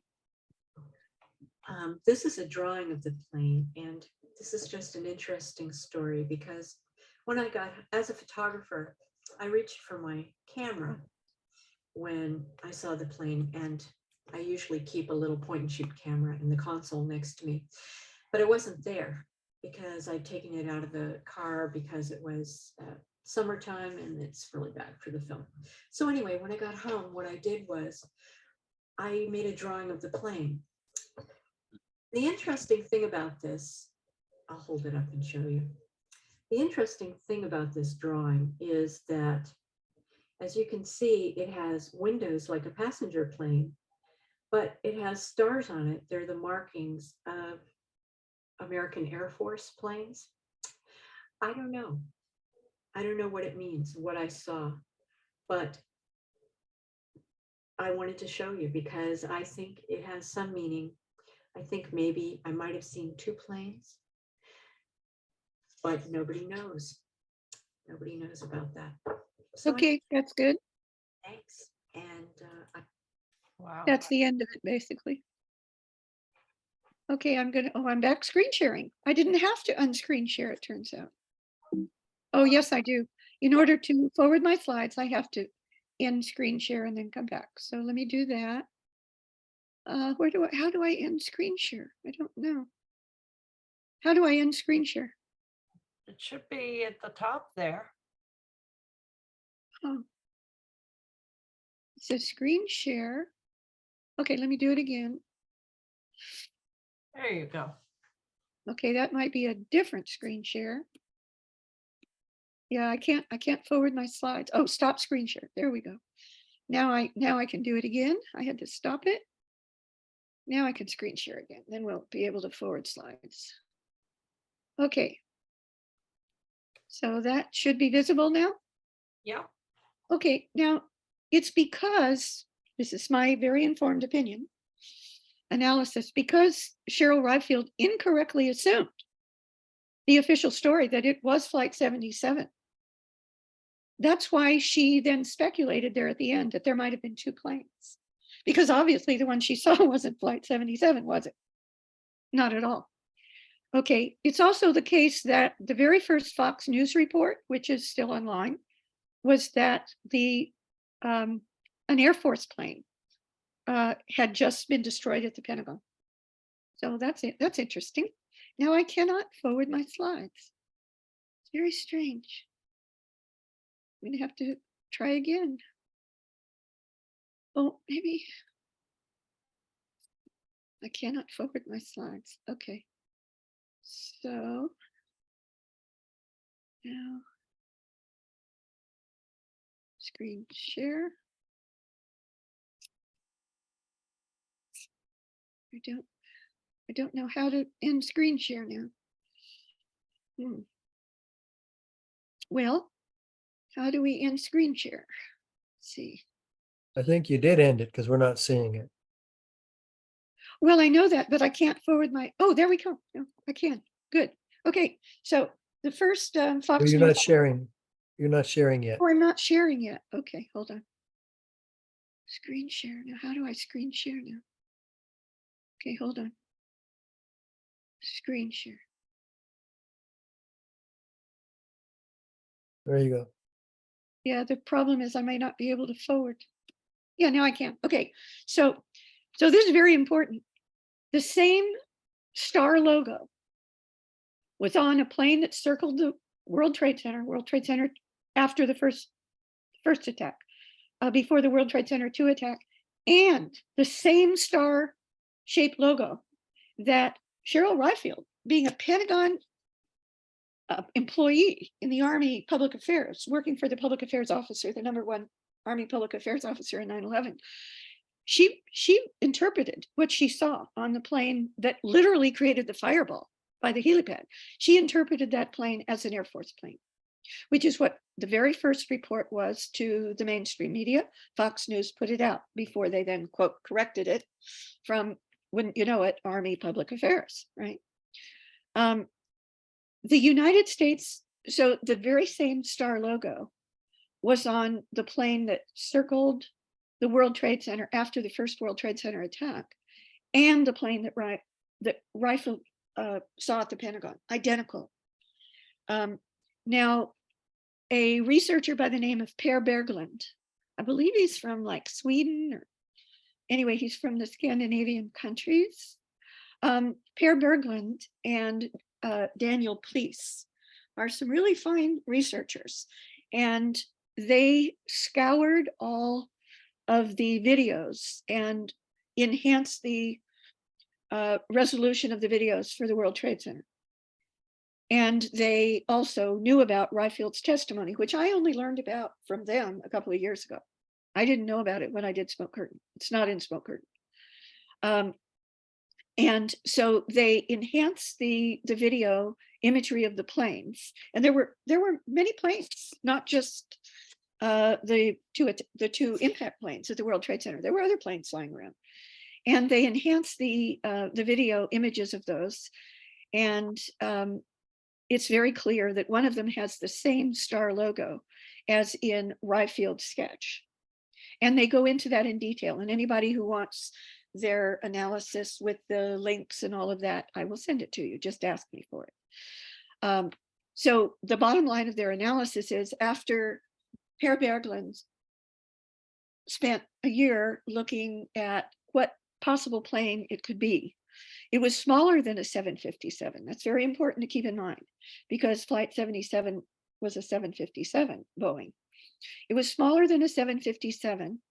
And there were multiple witnesses in the Eric Bart compilation of Pentagon witnesses. There are a number of witnesses, and importantly, the ones who are trained, who are military officers who were trained to recognize the plane they were looking at, said that it was more the size of a 737.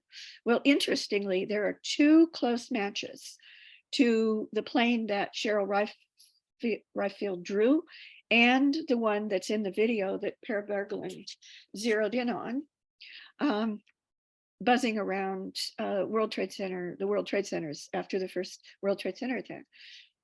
And it was the first close match was the US Air Force 737-700 Boeing business jet called a Clipper, which was chosen by the Pentagon to replace its aging fleet of C-137 aircraft for US combatant commanders around the world, including in the United States mainland. The other close match, which might have been an even slightly closer match, was an Embraer E-Series jetliner. And there's a link there that you'll have in my PowerPoints. You're going to have to, I don't think my PowerPoint links will be live, so you're going to have to copy it and paste it into a search engine.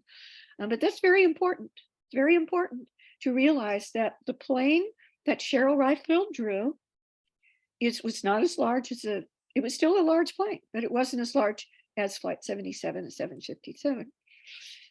And interestingly enough, the Dulles Air Traffic Control, FAA air traffic controllers, all, as they were watching the incoming plane that they assumed was still Flight 77, but you're going to see why it couldn't have been, that it was swapped out for the eastbound returning plane. They all said that it was a military plane based on the speed, the maneuverability, the way it turned. We all thought in our radar room, all of us experienced air traffic controllers that were then behind Danielle O'Brien's back, looking at her screen, that it had to be a military plane. And she's also on 60 Minutes. And I have the clip of that in behind the smoke curtain. Okay. And as many people know, the E-4B Flying Pentagon, also known as the Doomsday Plane, is yet another plane that was circling over Washington, D.C., critically it appeared just before, and was already in the sky above Washington at the time of 9:32 and 30 seconds, okay? In CNN's video footage that they didn't air right after 9/11, they waited till the 6th anniversary to put it out. The anchor, Jonathan King, they show the E-4B circling above Washington that their cameramen had taken from the White House lawn on 9/11, but they'd withheld for 6 years. And Jonathan King, the anchor, states, as you're watching that clip of the E-4B circling above, while the E-4B was circling overhead, there was word of an explosion at the Pentagon. Now, for the next slides, it's important to know that when somebody's not at the Pentagon, the word explosion could refer to an internal explosion, which is what April Gallup experienced and many other people inside the Army area at 9:30, or it could refer to the 9:32 and 30-second event outside the Pentagon. Okay, could refer to either one. Air Force witness to CNN's Chris Plant. I was told by one witness, an Air Force, there we go, Air Force again, senior enlisted man, that he was outside when it, meaning the fireball, occurred. He said that he saw a helicopter circling the building. He said it appeared to be a US military helicopter. Well, we know what it was, and we'll get to that in a moment. The government has told us what it was. And that helicopter disappeared behind the Pentagon, where the helicopter healing pad is, the landing zone is. And then right after it disappeared, in other words, out of his view, he was on the other side of the Pentagon, so it went down below the 71-foot high roof. He immediately saw the fireball go into the sky. So the helicopter and the fireball and the plane that Ryfield saw come in, they're all the same event, the same time, within seconds of each other. The helicopter disappeared behind the building, and then there was the explosion and the fireball. Now, most people don't know this, but Norman Mineta, this is not his testimony to the 9/11 Commission, which has been removed from the 9/11 Commission report, both the video and the transcript. They don't want you to know it. They don't want the public to know it, because his testimony is at odds with the lie of Dick Cheney and the 9/11 Commission report. But anyway, Norman Mineta also gave media interviews, and this is a screen capture. This is actually the clip. So I'm going to try to play it if everybody can turn up their volume. This is a very short clip, but Norman Mineta gave this media interview. I forget which one. It's in Smoke Curtain, I believe.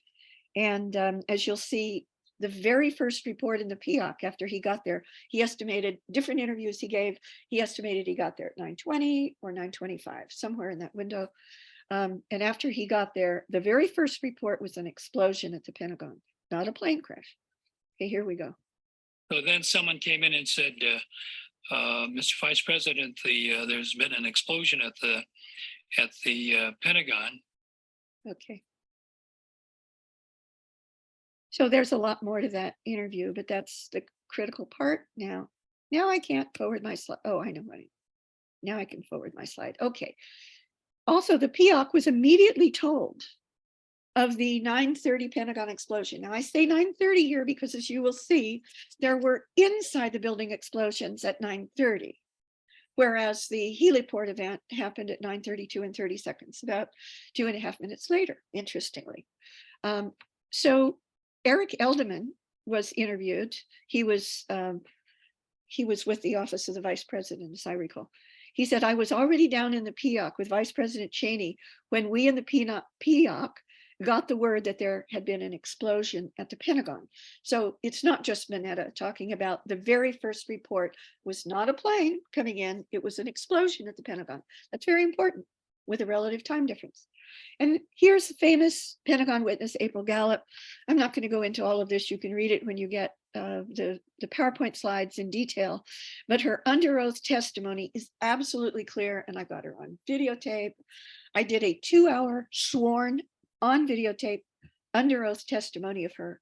She is absolutely clear, as she has been at 9/11 conferences that I have the videotapes of, and on interviews online, including by Jesse Ventura, that her wristwatch was stopped by the violent event, the explosion, the massive explosion, very close to her office desk in the Army part of the west side of the Pentagon at 9:30. She says her watch is stopped at 9:30. Now that doesn't mean that it was at exactly 9:30, but that was her first day back on the job after pregnancy and childbirth leave. She had brought her child with her, her infant son, and Elijah, and he was in his little crib or whatever, right, walker right by her desk, when this massive explosion went off. And she managed to get out of the building, losing one of her shoes. She thought she was carrying her dead child, but he turns out, thank God, he was alive. She said she walked out of this collapsed ceiling. There were fires, but the only fires she saw were coming out of the Pentagon computers in her Army area. There were not other fires. There was no smell of jet fuel, no jet fuel fire. She walked out with only one shoe and one bare foot. And as you'll see, there were no burns on the soles of her feet. So you happen to have this photograph of April Gallup on the lawn afterwards, where she was helped out of the building by two Army officers who were either outside of the building or had gotten out before her. And she was helped out of the window, importantly. I'm going to quick go back up. She was helped out of this window, and that's from an official military testimony, which is online. She was helped out. No, sorry. Okay, she was helped out of this window.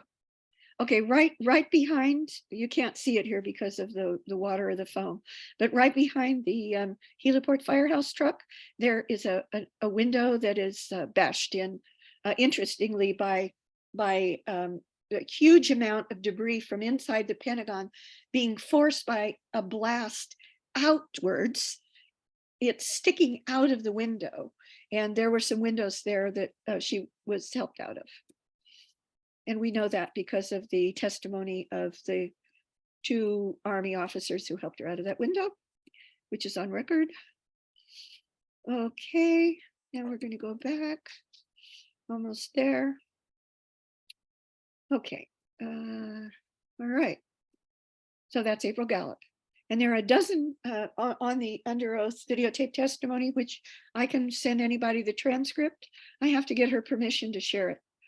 She gave permission at the beginning of the video to only share it if there is an official court case, grand jury case, or congressional hearing. So I have shown the video to the Denver group, but that's the only time I've ever shown the video. And I have not given out copies of it except at the request of April Gallup's own attorney, because she gave permission for that. Okay.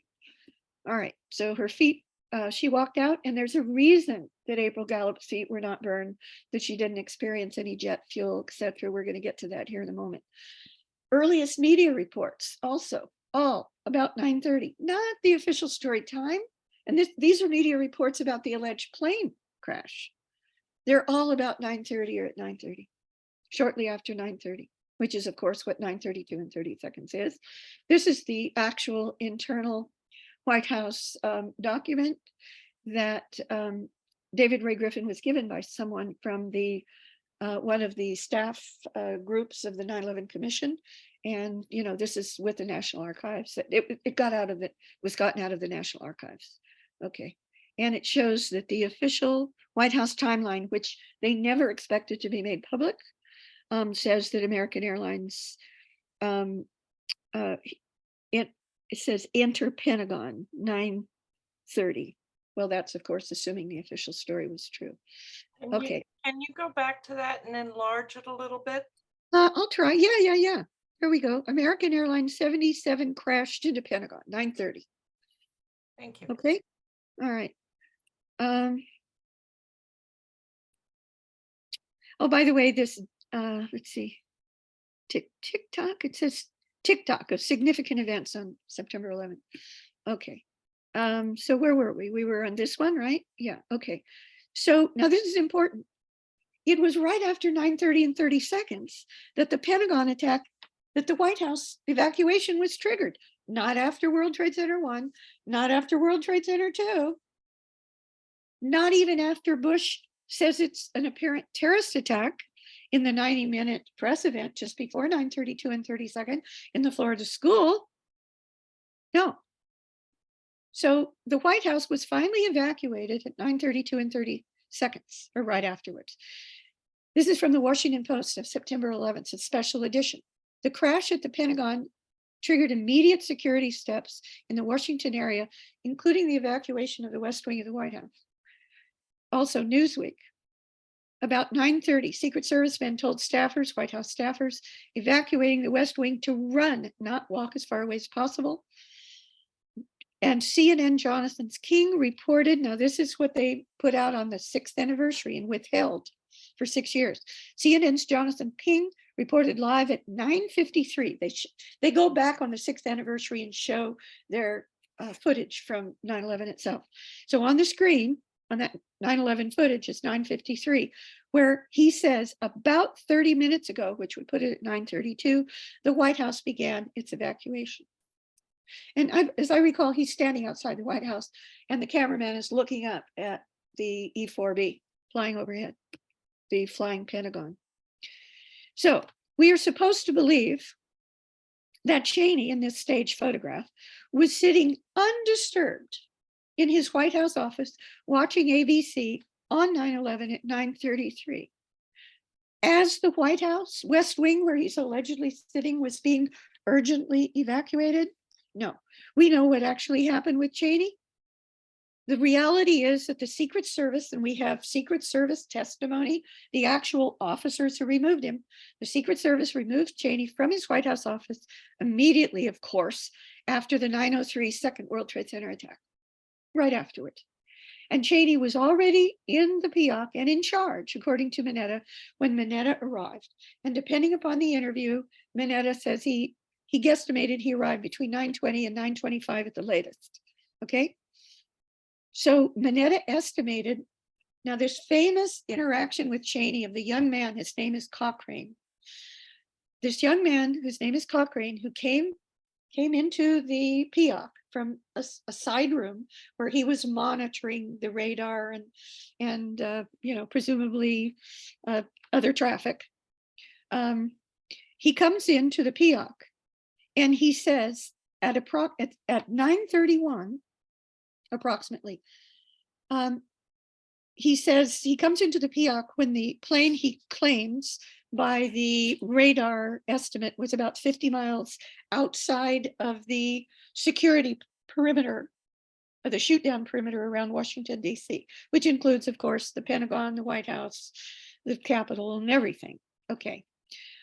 So he estimates in one of his interviews that was at 9:25. Okay.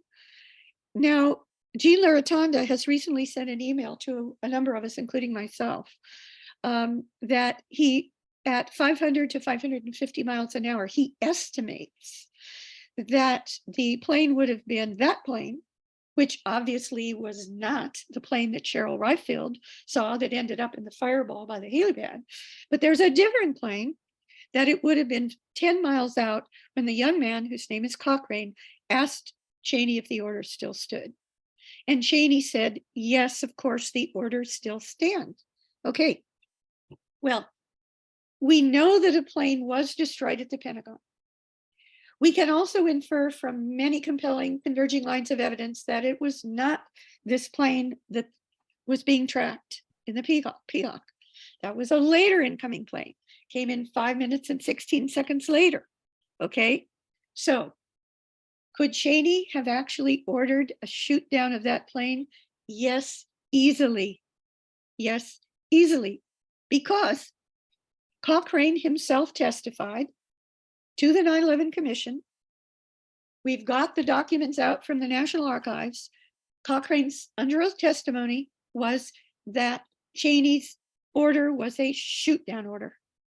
The actual words that he uses, Cheney's order was shoot down language, unquote. Okay.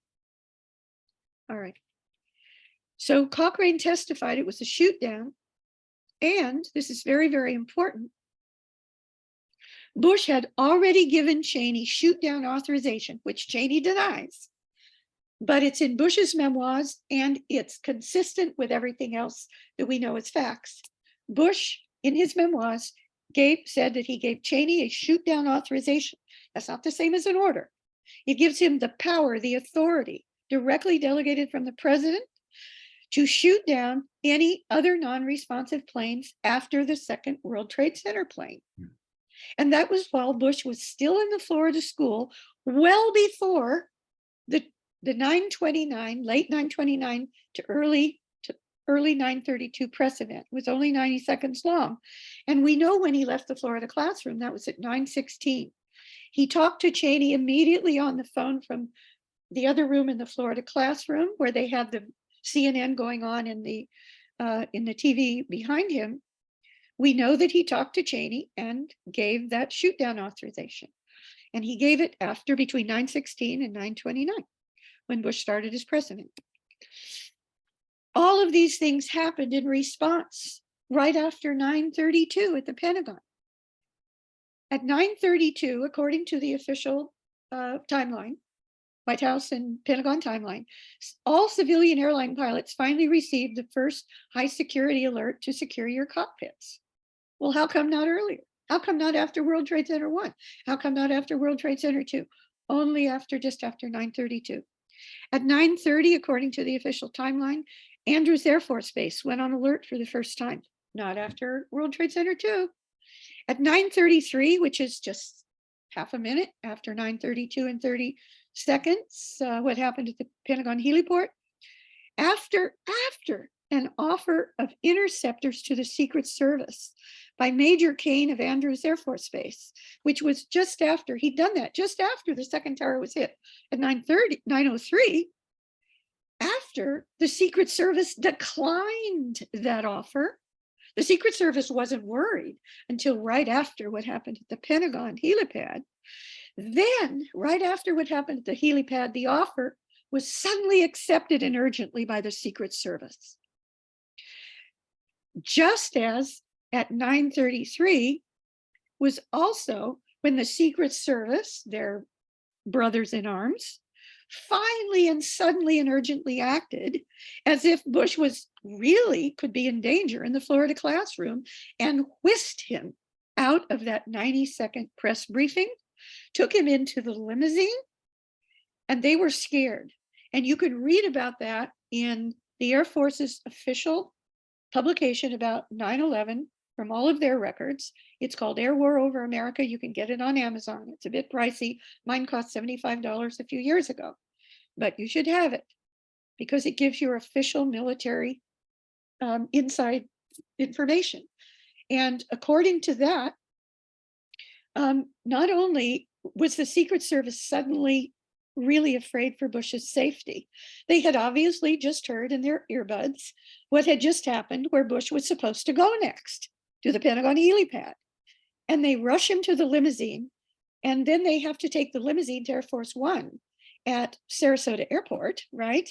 But they don't take the route that had been pre-planned. They zigzag on a random route to the airport because they're afraid somebody is going to kill him in the limousine. They get to the Air Force One and they race him onto Air Force One, and they do not allow the F-16 fighter jets to accompany Air Force One to Barksdale Air Force Base because they don't trust them not to shoot down Air Force One. Okay, there's a lot that happened on 9/11 that most people have no idea about. And you've got to read, you've got to read, you've got to read. Okay, at 9:33 also, Langley Air Force Base, interceptor pilot Dean Ekman received his first shoot down order for any non-responsive planes coming within 30 miles of Washington. And believe me, Cheney was in the PIOC giving that order. Cheney's order was therefore a shoot down order, contrary to even David Ray Griffin, Elizabeth Woodward, the whole 9/11 consensus project, everybody else. it wasn't a shoot down order. And it doesn't make any sense that it was a shoot down order after what had happened. So Cheney's order therefore had to be a shoot down order and was. Cochrane, the young man, testified it was a shoot down order. Dean Ekman received his first shoot down order right after what really happened at the Pentagon at 9:32 and 30 seconds, 30 seconds later. And Cheney's order was therefore a shoot down order as the eastward flying plane was still miles and miles outside of Washington, D.C. That's the so-called 938 plane. Okay. So where did this false 9:37 and 46 seconds, almost 9:38 impact time come from anyway? From the official story to the 9/11 Commission report. Cheney claims it, Bush claims it, the official story claims it, the official story light group headed by Chandler and company claim it. Where does this come from? The government, the Pentagon, the FBI finally settled on that time as the alleged impact time, allegedly from Flight 77, which they assume was the plane there, from the FDR data. And they claim that the FDR data was allegedly found just inside the alleged C-ring plane exit hole on the inside of the third ring in, which wasn't any such thing, as we'll see. They claim that that FDR and the cockpit voice recorder, the CVR, which are together in the tail of a plane, and they claim that they were, the official claim is that they were found together just inside the C-ring alleged exit hole in the Pentagon early in the morning on September 14th. Okay, that's the official claim. Well, there's a problem with that. I'm going to summarize the problem with that claim, and then we're going to go into the evidence. So, but what's the truth about the flight data recorder? Now, this is what the flight data recorder is. Two of the main pieces of evidence, along with, self-proclaimed eyewitnesses for the official story path and for the radar, by the official story and by the Chandler group.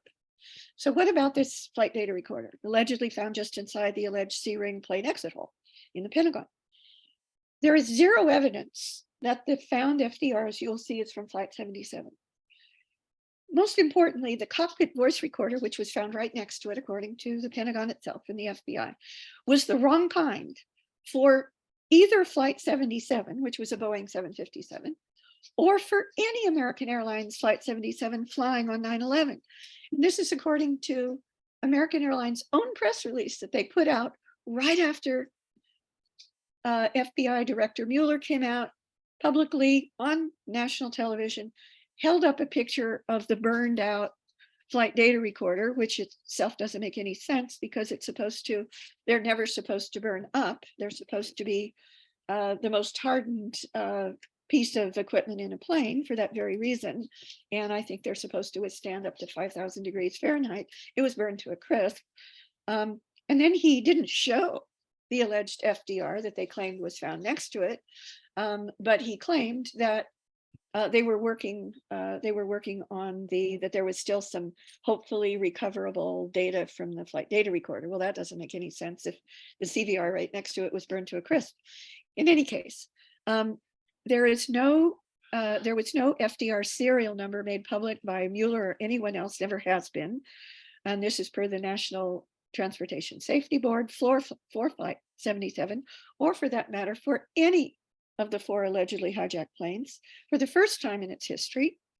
And such serial numbers are required to allow, and would have allowed, if they'd be made public, that specific alleged FDR, allegedly found in the Pentagon, to be matched with a specific plane, a la their claim that it was Flight 77, that particular physical plane that left Dulles Air Force Base the morning of 9/11. The Pentagon's FDR data file was created approximately 4 hours before the FDR was claimed to have been found inside the alleged C-ring exit hole. And this is according to documents that were FOI'd out by, Right. Excuse me? Okay, I can't talk now. Oh, okay. That was by documents FOI'd out, I believe by the FBI, out of the FBI by Aidan Monahan from NTSB records. The FDR data from this alleged FDR allegedly found in the Pentagon doesn't show the start This is very important. This is my own finding, along with Robert Horden, another very important, a former very high-level air traffic controller for the FAA, who's a 9/11 researcher. The FDR data does not show the beginning of the plane that left Dulles Airport, which I'm assuming is Flight 77. Let's assume it is. That plane was shown by Indianapolis FAA air traffic controllers on their radar screens to suddenly and precipitously drop at least 6,000 feet before the transponder was turned off. Okay.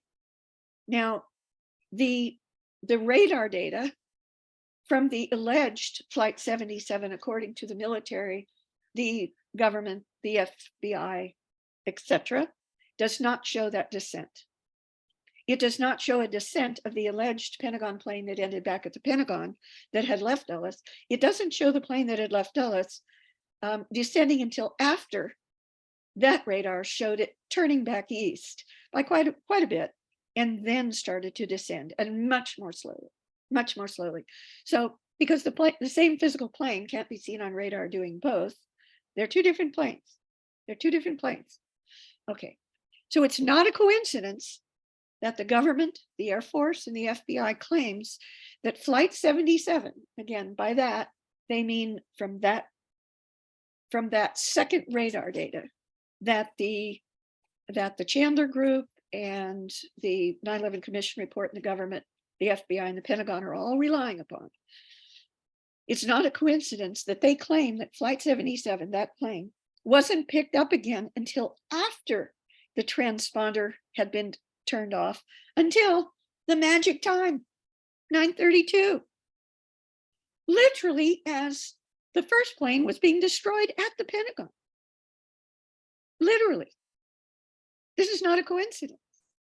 This other radar record was either for a different plane that had left Dulles Airport, probably from, a runway right close to or almost simultaneously, and really did not descend until it turned around and came back, and then didn't crash at the Pentagon, because there's not a single witness, not a single claim that there were two Pentagon plane crashes, plane destructions, whether they crashed in the wall or not.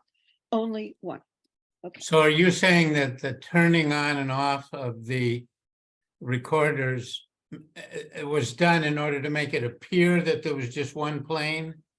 That's Correct. why they did it that way? Yes. Okay. You have to go to my, Yeah. and I'm going to give this link, which Sue will send to you with the recording of this program, of this Zoom.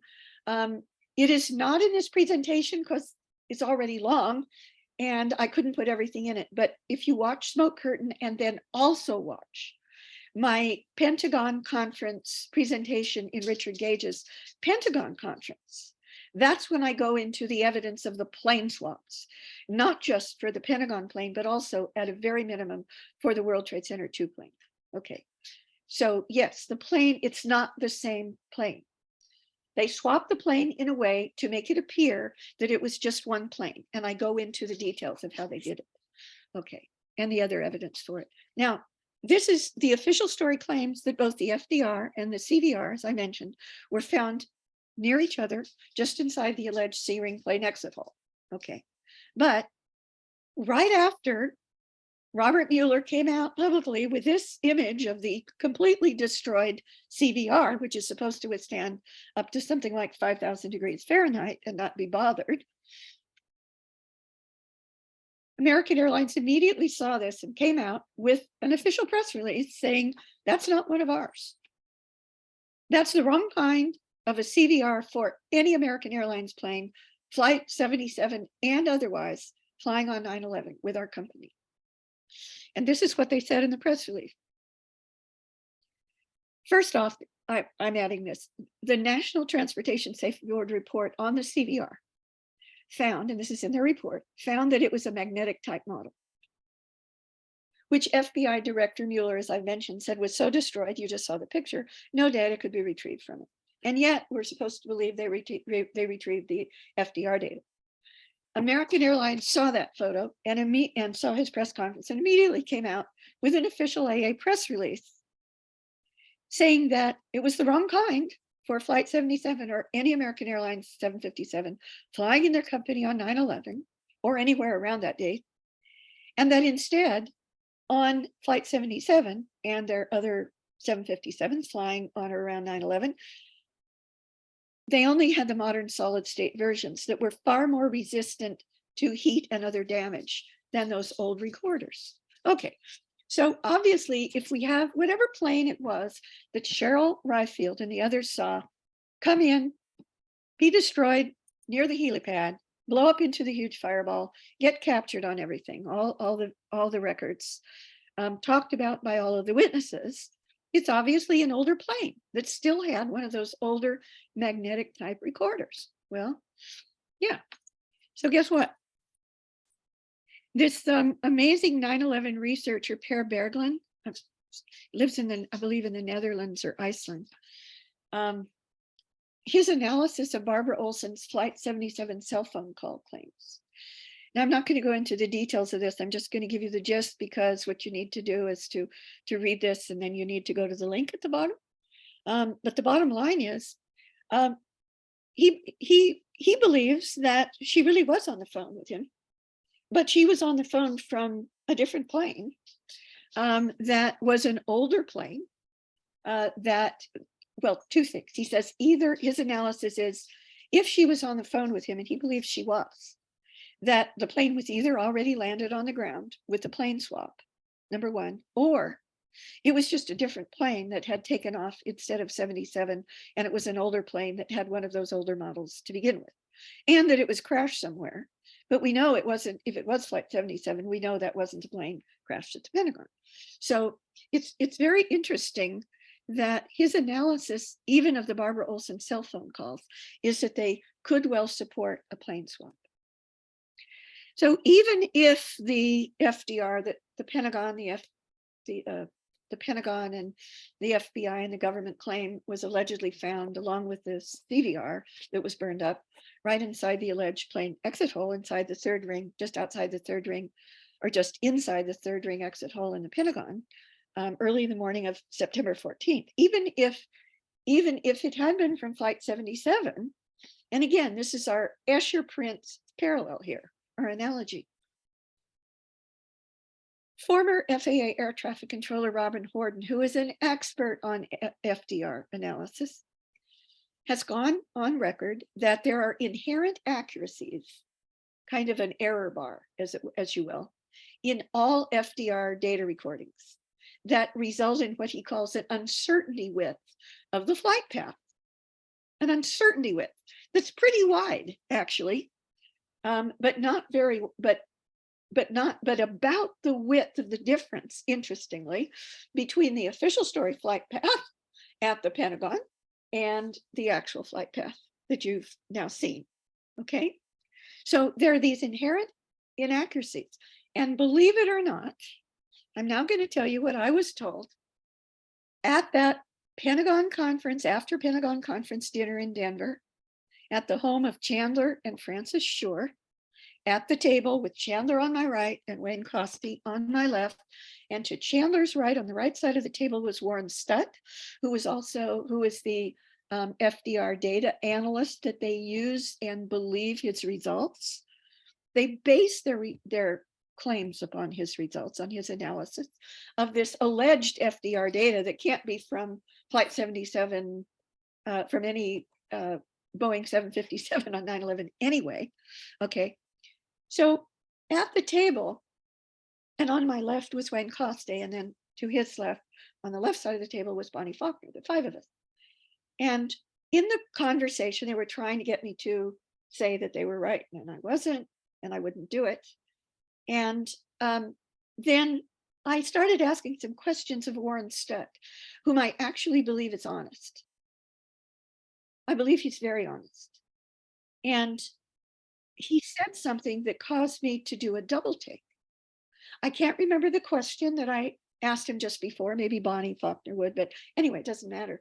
What he said was, he said, well, we had to adjust the FDR data in what wasn't from any 757 FDR anyway.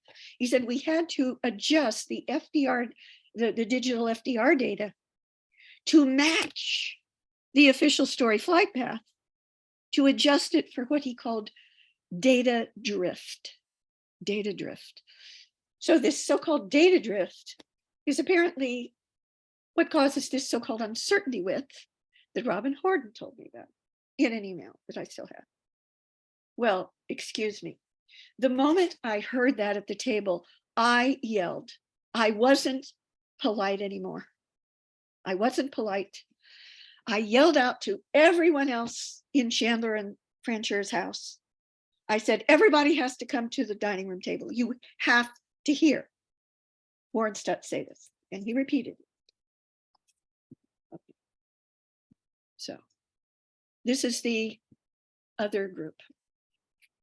So if the FDR data cannot definitively determine the Pentagon plane flight path, can radar data?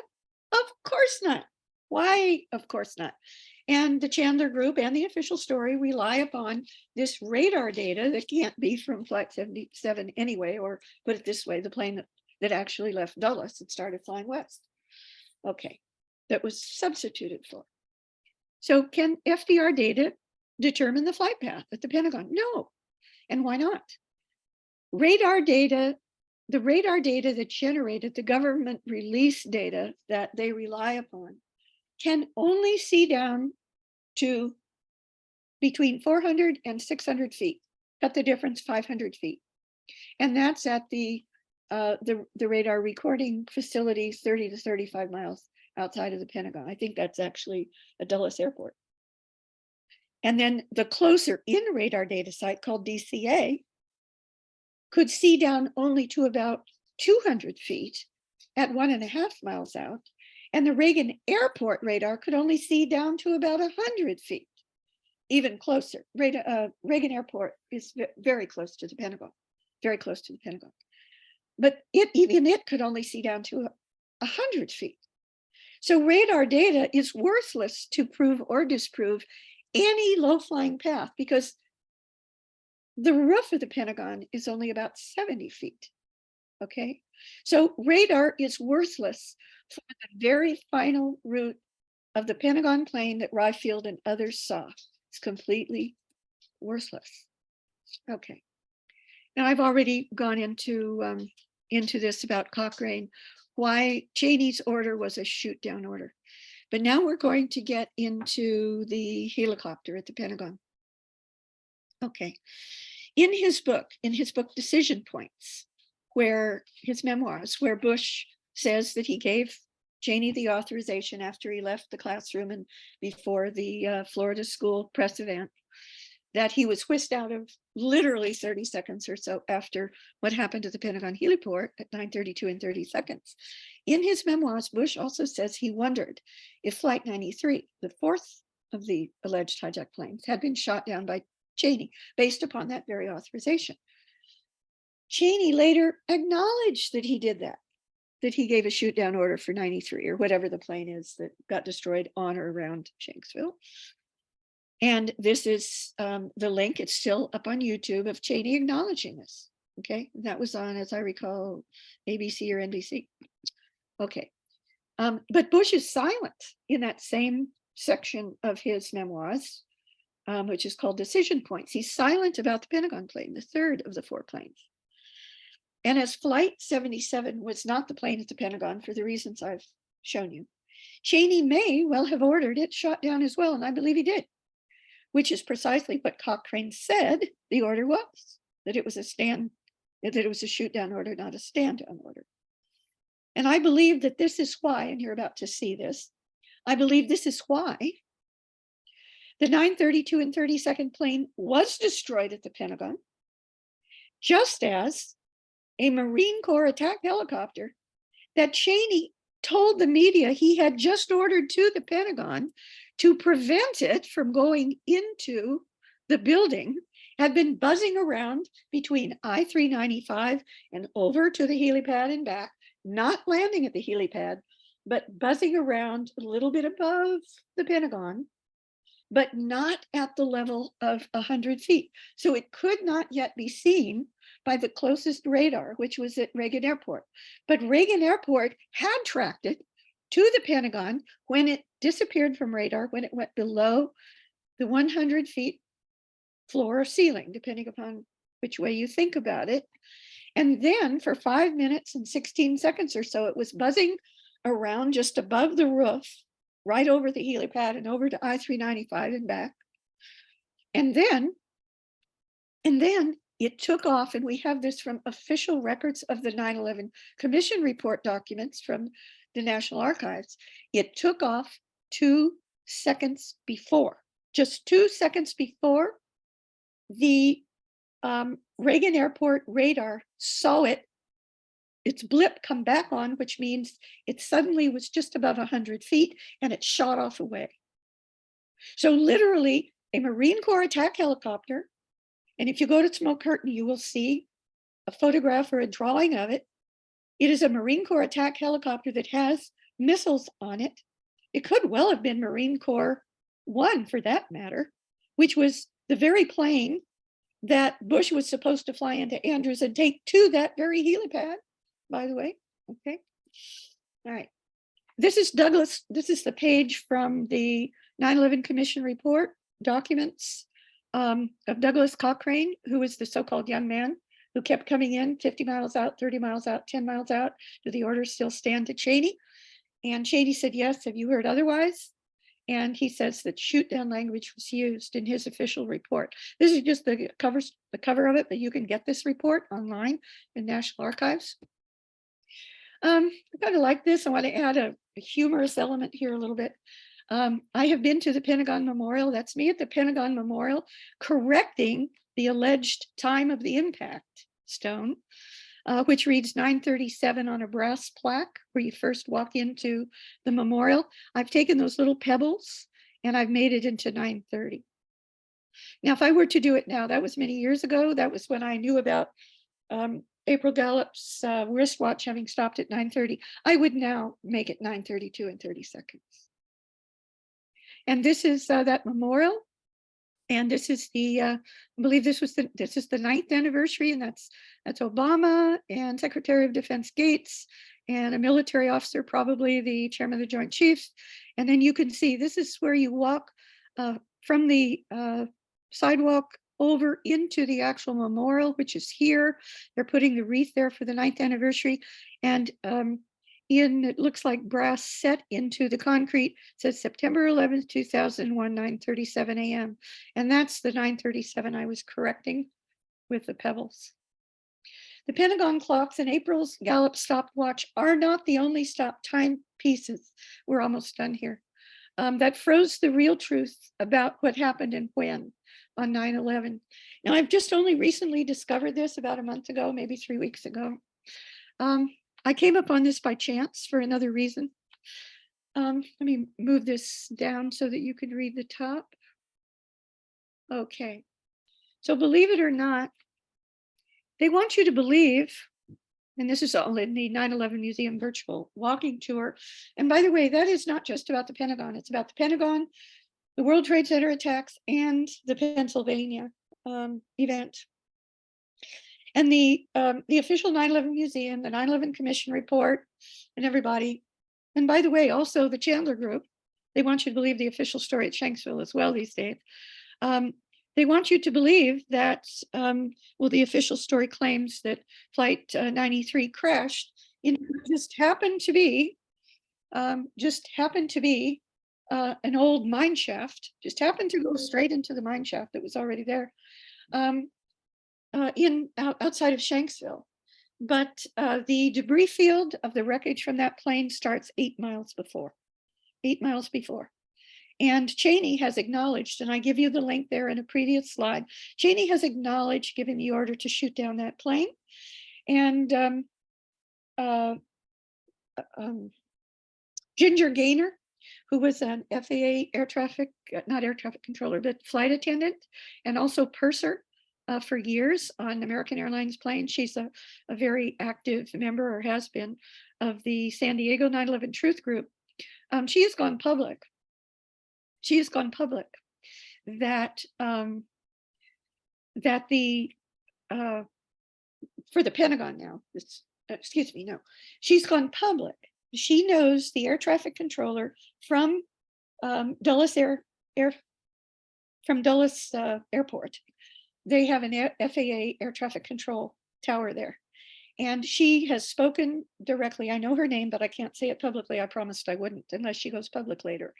But one of her colleagues was an air traffic controller there who, for reasons that are not clear to me, said that she was watching the radar of what ended up being the alleged Pentagon plane, the alleged Pennsylvania plane, Flight 93.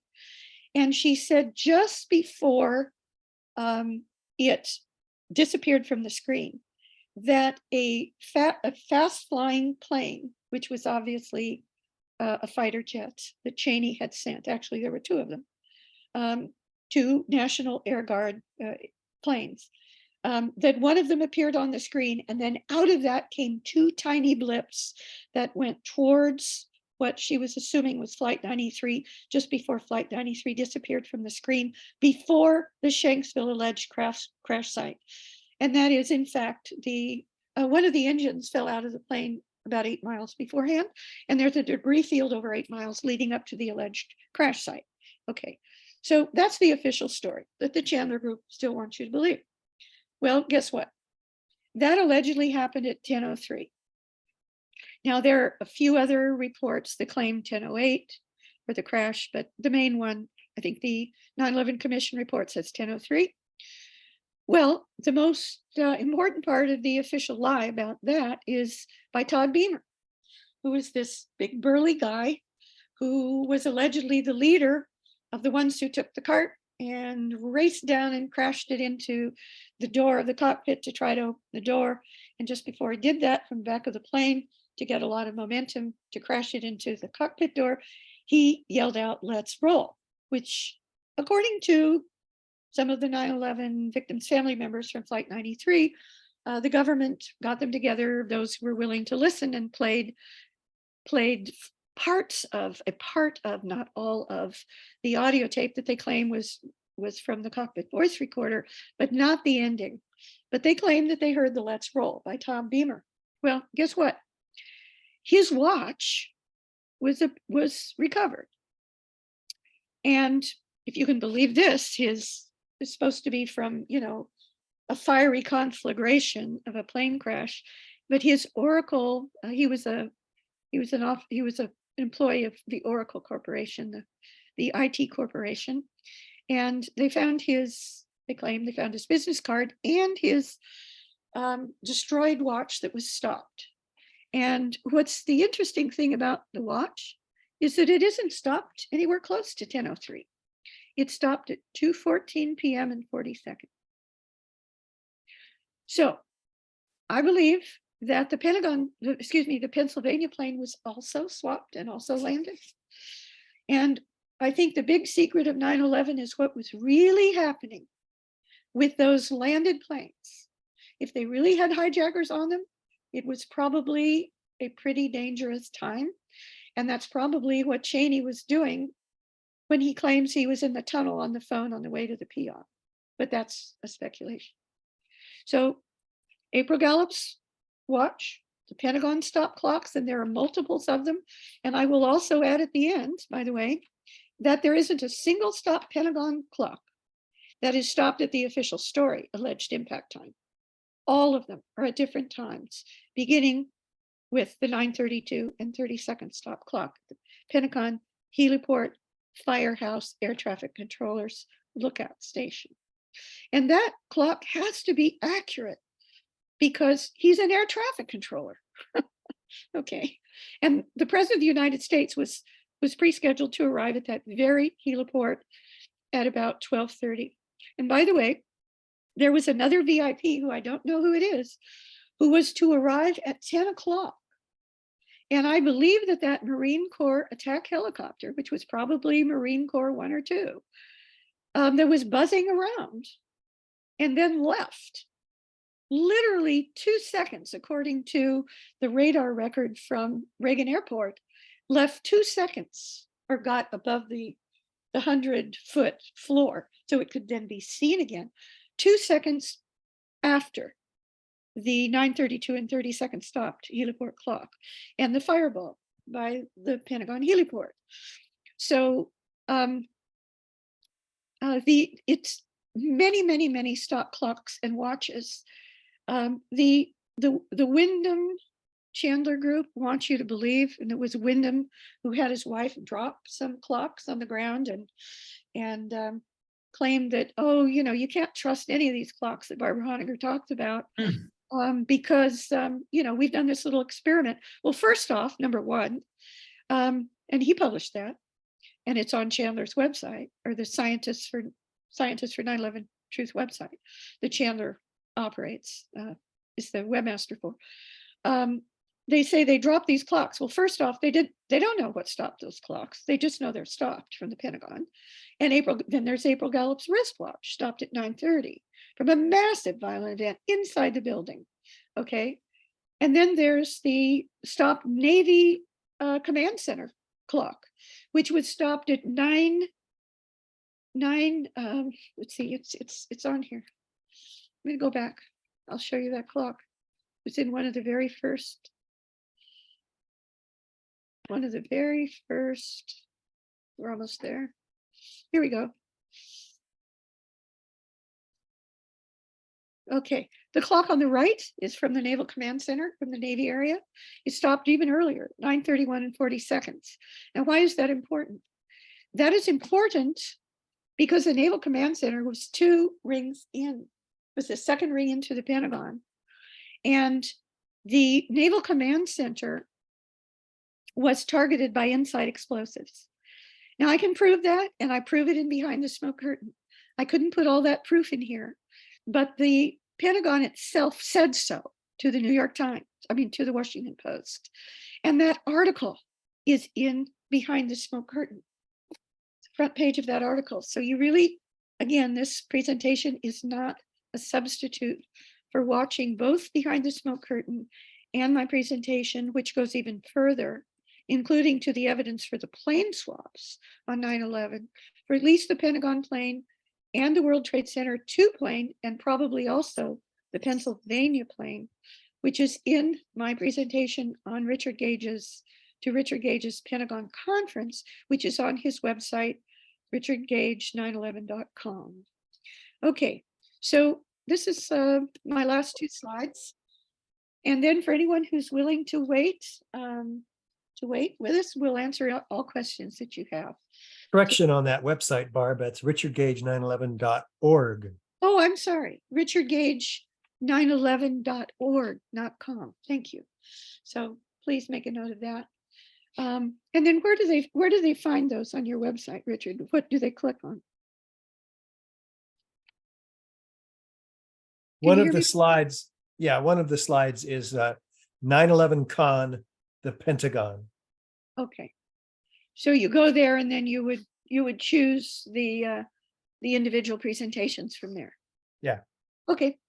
All right. So the reason that I have this on the screen, this is my book, October Surprise. The only reason I have this on the screen is just, and by the way, I've gone into all the evidence for this.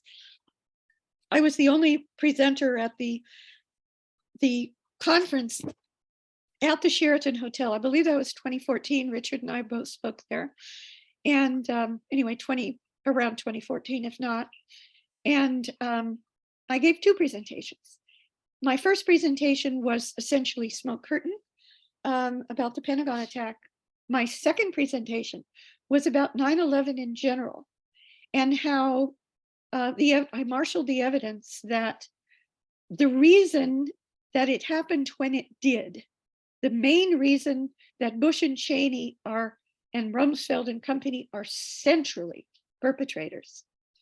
And the whole presentation is on that. And I can send you that PowerPoint slide if you would like. I still have them all. And I'm going to send, by the way, the PowerPoint slide for this as well. You'll have the PowerPoints for this presentation today, as well as the video that Sue Serpa will send everybody by email after this. But in my second Pentagon conference presentation, looking out the plate glass window at the Pentagon, close to the top of the Sheraton Hotel. I present the evidence that the real reason that it happened when it did, and the real reason that the massive numbers of exercises, war games, whatever you want to call them, that were originally, they were annual war games, the ones with the NORAD planes that didn't respond in time in actuality on 9/11. That was an annual exercise that always was held, or almost always held, in October. And it was urgently moved up to September 11th. Okay. And just before it was moved up, all these Pentagon officers were told not to fly commercial aircraft. And this was reported in the very first issue of Newsweek magazine right after 9/11, the first 9/11 issue of Newsweek magazine, which is now a collector's item. I have it. So the reason it happened when it did and not later. I mean, why not wait until October to have the cover story of the exercises as to why NORAD didn't respond in time? Well, the reason is that many people forget that the election was stolen in Florida by Bush and Cheney. And it was none other than Ted Olson, whose wife Barbara Olson allegedly called him from the Pentagon plane, okay, on 9/11. It was none other than Ted Olson, who was the Solicitor General of the United States, directly under the Attorney General at the time, who was Ashcroft, that it was Ted Olson who argued Bush v. Gore, okay, and then got the Supreme Court to artificially stop the vote count in Florida. Well, that's what put Bush and Cheney in the White House to begin with, and Rumsfeld and company. Okay. Well, many people forget that after Bush and Cheney were already sworn in on January 20th, okay, of 2001, and Gore had already, of course, capitulated. He originally, by the way, the Gore campaign originally was going to file, or did file, a lawsuit, and then they withdrew it after the Supreme Court decision. After that, after Bush and Cheney and Rumsfeld and company were already in the White House, the Washington Post, New York Times consortium of the highest level print media in the United States, the papers of record of the United States, they sued to get a recount of the Florida ballots. And that recount, it was called the New York Times Washington Post Consortium recount. That recount was ongoing. And in the lead up to 9/11, it was clear from the recount by those in the know, which interestingly would have included all of the members of the Gang of Eight, the top officers or the top members of Congress of the House and Senate Intelligence Committees, and the president and the vice president. They were made privy beforehand to what the tally, the new full vote count was. And it was clearly that Gore had won the election. And this was going to be made public soon. Well, the only way to prevent a constitutional crisis and Gore from suing to take over the White House and kick him out was if we were at war. And that was my other presentation, my second presentation at the Pentagon conference in about 2014. And the reason I have my book, October Surprise, up on the screen is because my book is about the theft of the 1980 election by the Republicans. And then there's very strong evidence, and this is even in, what's his name? It'll come to me in a minute. It's in a book by the really, by Giuliani's attorney. Anyway, it'll come to me in a minute. But he's published a book, very famous attorney, I can't remember his name, but anyway, it'll come to me. In his book, he marshals the evidence that the 2004 election was also stolen in Ohio. So the Republicans stole the 1980 election. They stole the 2000 election. They stole the 2004 election. And then they pulled 9/11 to keep the White House from Gore. That's my analysis. And I'm going to end with the overview, which is my summary. It's the same as the overview was, but I want to remind you of what you've just seen. Was a plane destroyed at the Pentagon? Yes. Did it hit the wall? Not in my opinion, and you have to watch Smoke Curtain for all the evidence of that. Was it destroyed at the official story point on the wall? No. Was it Flight 77? No. Was it an American Airlines 757 of any kind? No. Was it smaller than a 757, but still quite large? Yes. Was likely a 737. Was it any commercial airplane? No. Was it almost certainly a military plane? Yes. Was the plane swapped? The plane that left Dulles, whichever it was, I'm assuming it was 77. Was it swapped on the way west? Swapped for the plane that then they later claimed, including the Chandler Group and the official story, was 77 still wrongly, which is what I'm calling the eastward flying plane. Was it swapped for that plane? Yes. Did it approach at the official story time at the Pentagon? No. 5 minutes and 16 seconds earlier. Was a missile possibly also involved? It could have been. I'm not going into this now, but I could do that in another presentation. Or I can answer a question if you have about it. Did Cheney order a stand down at the Pentagon plane? Yes. Did Cheney shoot down? I'm adding this now. Did Cheney shoot down, order the shoot down of the Pennsylvania plane, whichever plane it was? Yes. Did he admit it on public television? Yes. Is it still on the internet? Yes. Did Cheney order a shoot down of the Pentagon plane? I say yes. Were there internal pre-placed explosives inside the Pentagon that went off, independent of any plane impact or explosions that resulted from a plane impact? Yes. Okay, thank you for your attention. I appreciate it. And I'm now going to undo my share screen if I can, stop share, and then we can go to any questions. Anybody? Okay. By the way, as I said to begin with, I asked Sue, anyone who's already seen Smoke Curtain gets to ask the first question. So, okay, I see Chris Vergier. Chris, can you go And ahead? also Ray Yeah. Ray Yep. has his hand up too. Yeah, I see, but I'm calling on Chris first. That's the one I saw first. Yeah, I actually, I first woke up to 9/11/2013, and it was actually it was your presentation that really woke me up. So I want to thank you on that. Oh, okay. And then also, I think they also planned the cover up too, and no, so you're really courageous to have to deal with all that shenanigans too. And I just wanted to share just a little bit of my research. Maybe it might help you here a little bit. Good. But let me just do a quick screen share here. So if I hit share screen, and I'm going to pick this photo, and I'm going to share it. Here's can you guys see it okay there? Yeah, that looks like the inside of a Pentagon window. Yeah, that's the inside of the Pentagon window looking out. And I know a lot about construction, so a red square. That's very interesting, because that window, this shows that window anyway is only 3.5 feet wide. Right. So what I did is I measured a clay brick, and that's a standard size. So I overlaid this photo in my CAD program.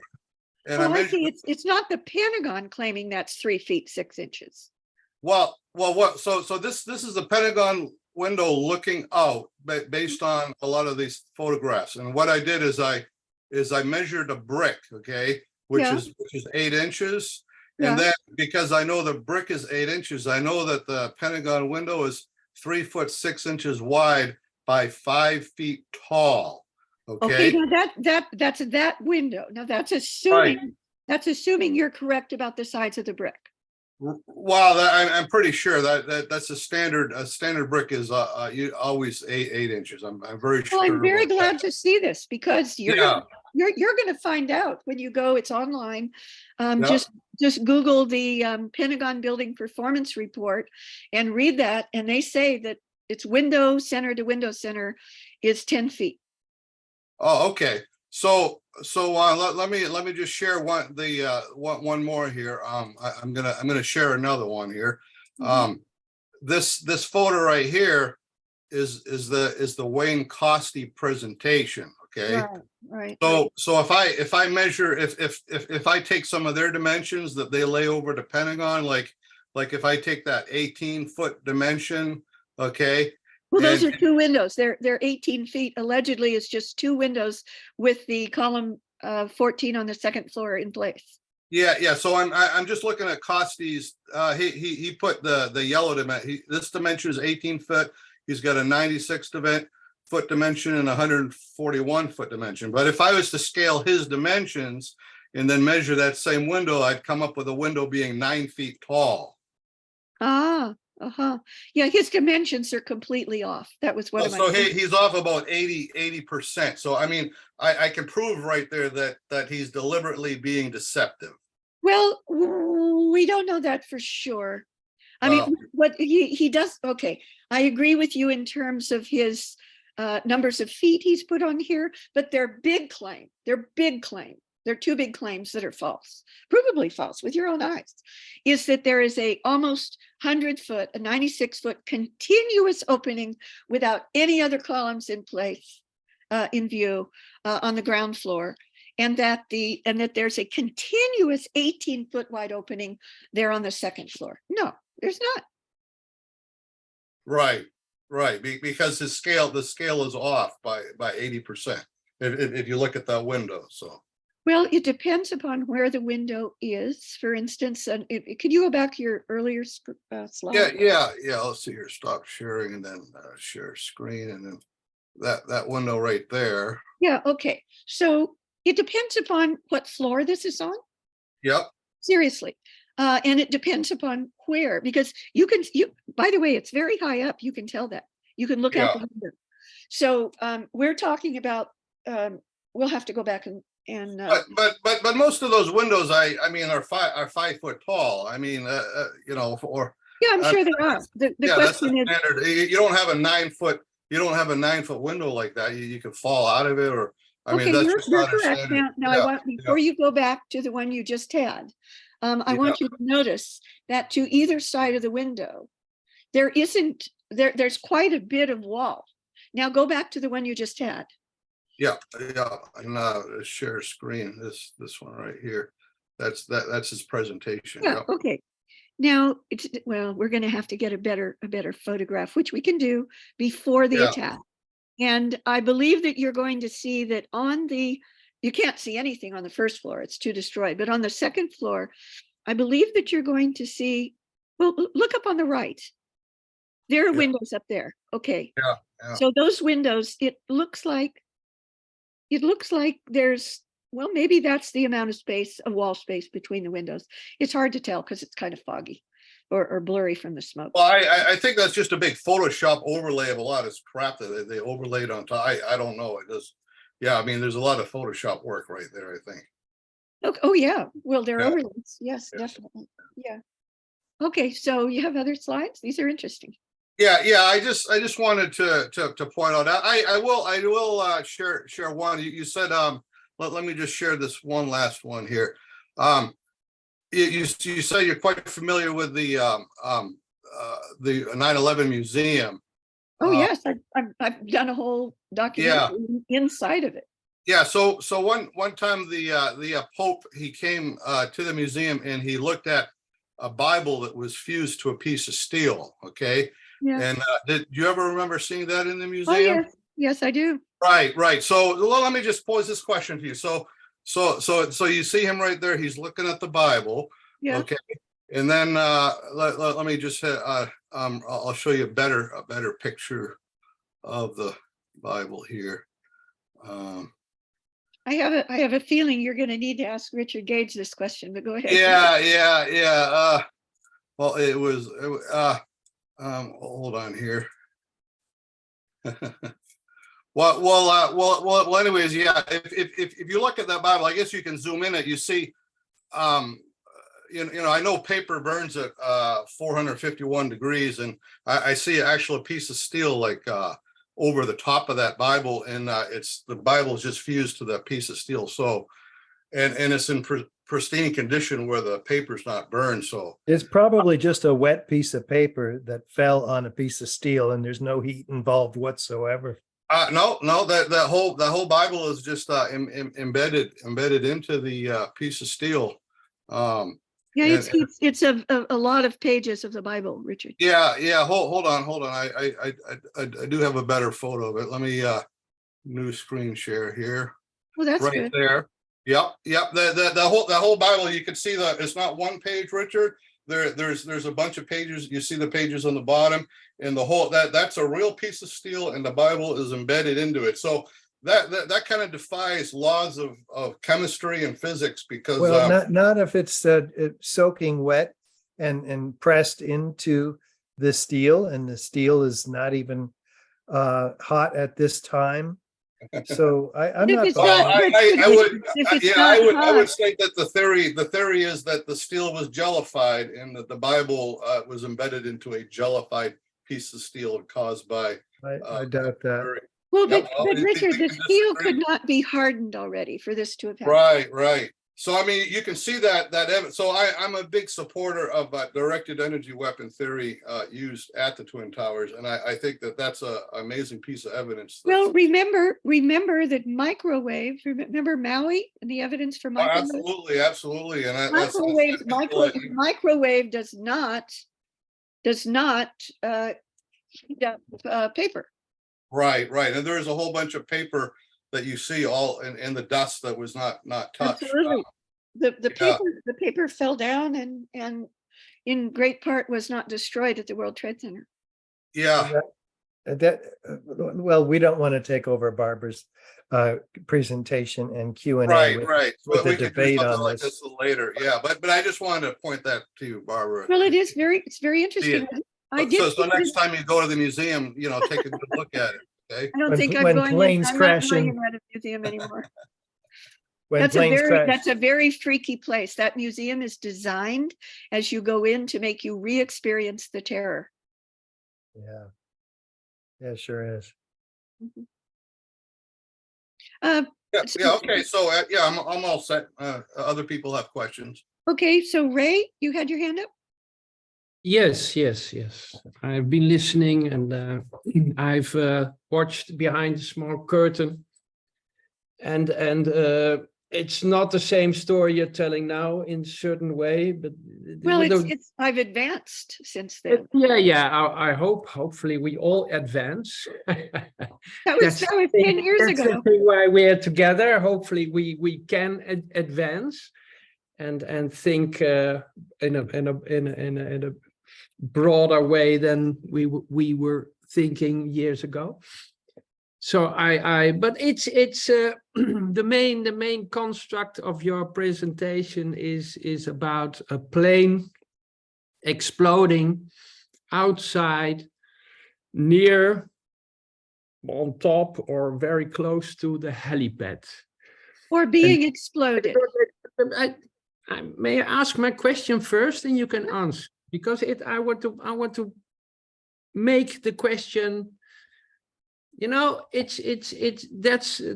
That's the basis of what I get. It was a plane that exploded outside, and it did not enter. That's really the crutch of your presentation. No, it's not, but I'll correct that in a minute.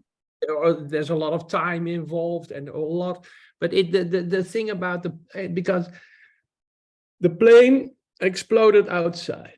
That's what you say. Yes. It did not hit the building. That's what you say. It did not hit the building at the It did official. not hit the building and it exploded outside. Okay, that's your thought. And then- let me add, it's very important. No. Inside explosives, pre-placed, very important. Okay, but I'm talking about the plane. Okay. We can talk about a lot. Distraction, let's focus on this plane. You say it was in the smoke curtain, it was a white plane, and you call it a Global Hawk, or you put a No, I picture. didn't call it a Global Hawk ever. But it was a picture from a Global Hawk up there. No. Okay, then you have to watch it yourself. I because did watch it myself. I made it. Okay, and- but I have the But pictures. excuse me, I have to correct you when you say something incorrect, and I will. Okay, then I'll On post that slide in Smoke Curtain, it explicitly says in words, this is a simulation, not what I'm saying happened. Okay, but in the smoke curtain, you focus on a white plane. I marshal some of the witnesses for a White white plane with blue and red stripes, or orange and blue stripes. and or orange, red, and blue. Mhm. Yes, white plane. And there's a picture of a global hawk. But that has nothing Oh, to do. now you evolve. Now it's a 737. No, I'm sorry, that is not true. Oh, it's not a 737. But Oh, that's I never said it was a No, global hawk. You are interpretation. wrong. No, it's not a 737. It can be a 737. Okay, it can be. Okay, you're not sure about the plane. We're not sure what plane it was. No, I never Okay, say now, I'm sure. very good, very good. Okay, then we're getting somewhere. This I plane, never said any different, okay, this plane exploded outside. or But was it exploded. was the size of a 737. Can we agree on that one? Of a 737? Yes. That's pretty big. Mhm. Okay, but that's what you said, kind of. It's not what I say. It's some of the evidence that I Okay, so marshal. what We is do the- not know exactly what plane it was. Okay, but in it I thought in the beginning, all in the beginning of this presentation, that you had these points up and it was a 737. But I can be I trust my eyes. but- Well, look, let me just correct you again. Let's say it Look, was a. this, no, I'm sorry. This presentation is what it is. It's recorded. And I anybody know, who watches the I know. recording, wait, including yourself, will see that know. what I said was, I gave Cheryl Ryfield's testimony, and then I talked about Per Berglund's analysis of her drawing and what she saw, and that he tried to match it as well as he could, and that the closest two matches he had, but we don't know what it was for sure, one was a 737 and the other was an Embraer. We're talking about a reasonable size plane. Yes, Okay. This plane, you say, exploded outside. correct. But, okay. But there are no, That's what all the plane no, debris. no, no, let me finish my question. There are no pictures of an engine outside of the Pentagon. Yes, there are. I'll send it to you. It's an Absolutely there. outside of the Pentagon. Outside the west posted wall of the in- Pentagon, yes. I posted in the chat a few pictures that were taken at the Pentagon from inside the Pentagon. Mhm. And we can go to these pictures. They show plane parts inside the Pentagon and inside AE Drive. Yes, they do. And Yes. that's the reason that I asked people to watch both Behind the Smoke Curtain and put that Okay. together. I- Let me finish now. Put that together with but- my but- presentation at Richard Gage's Pentagon Conference, where I let people know that April Gallup has said on a recorded radio program that before 9/11, she had to go into the west side, wedge 1. Her desk was just over the center line into wedge 2, and that there were plane parts on the floor inside the building before 9/11. Before. Before. It's getting more curious by the day.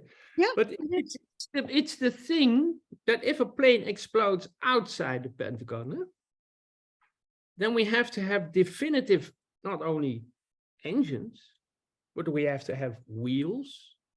Mhm. There I are have no- a sworn there are no jury wheels on affidavit. there are no wheels on the lawn. There are no wheels No, on that you're incorrect about that. I There have a is sworn, no I have a engine. sworn jury affidavit of the wheel assembly on the lawn.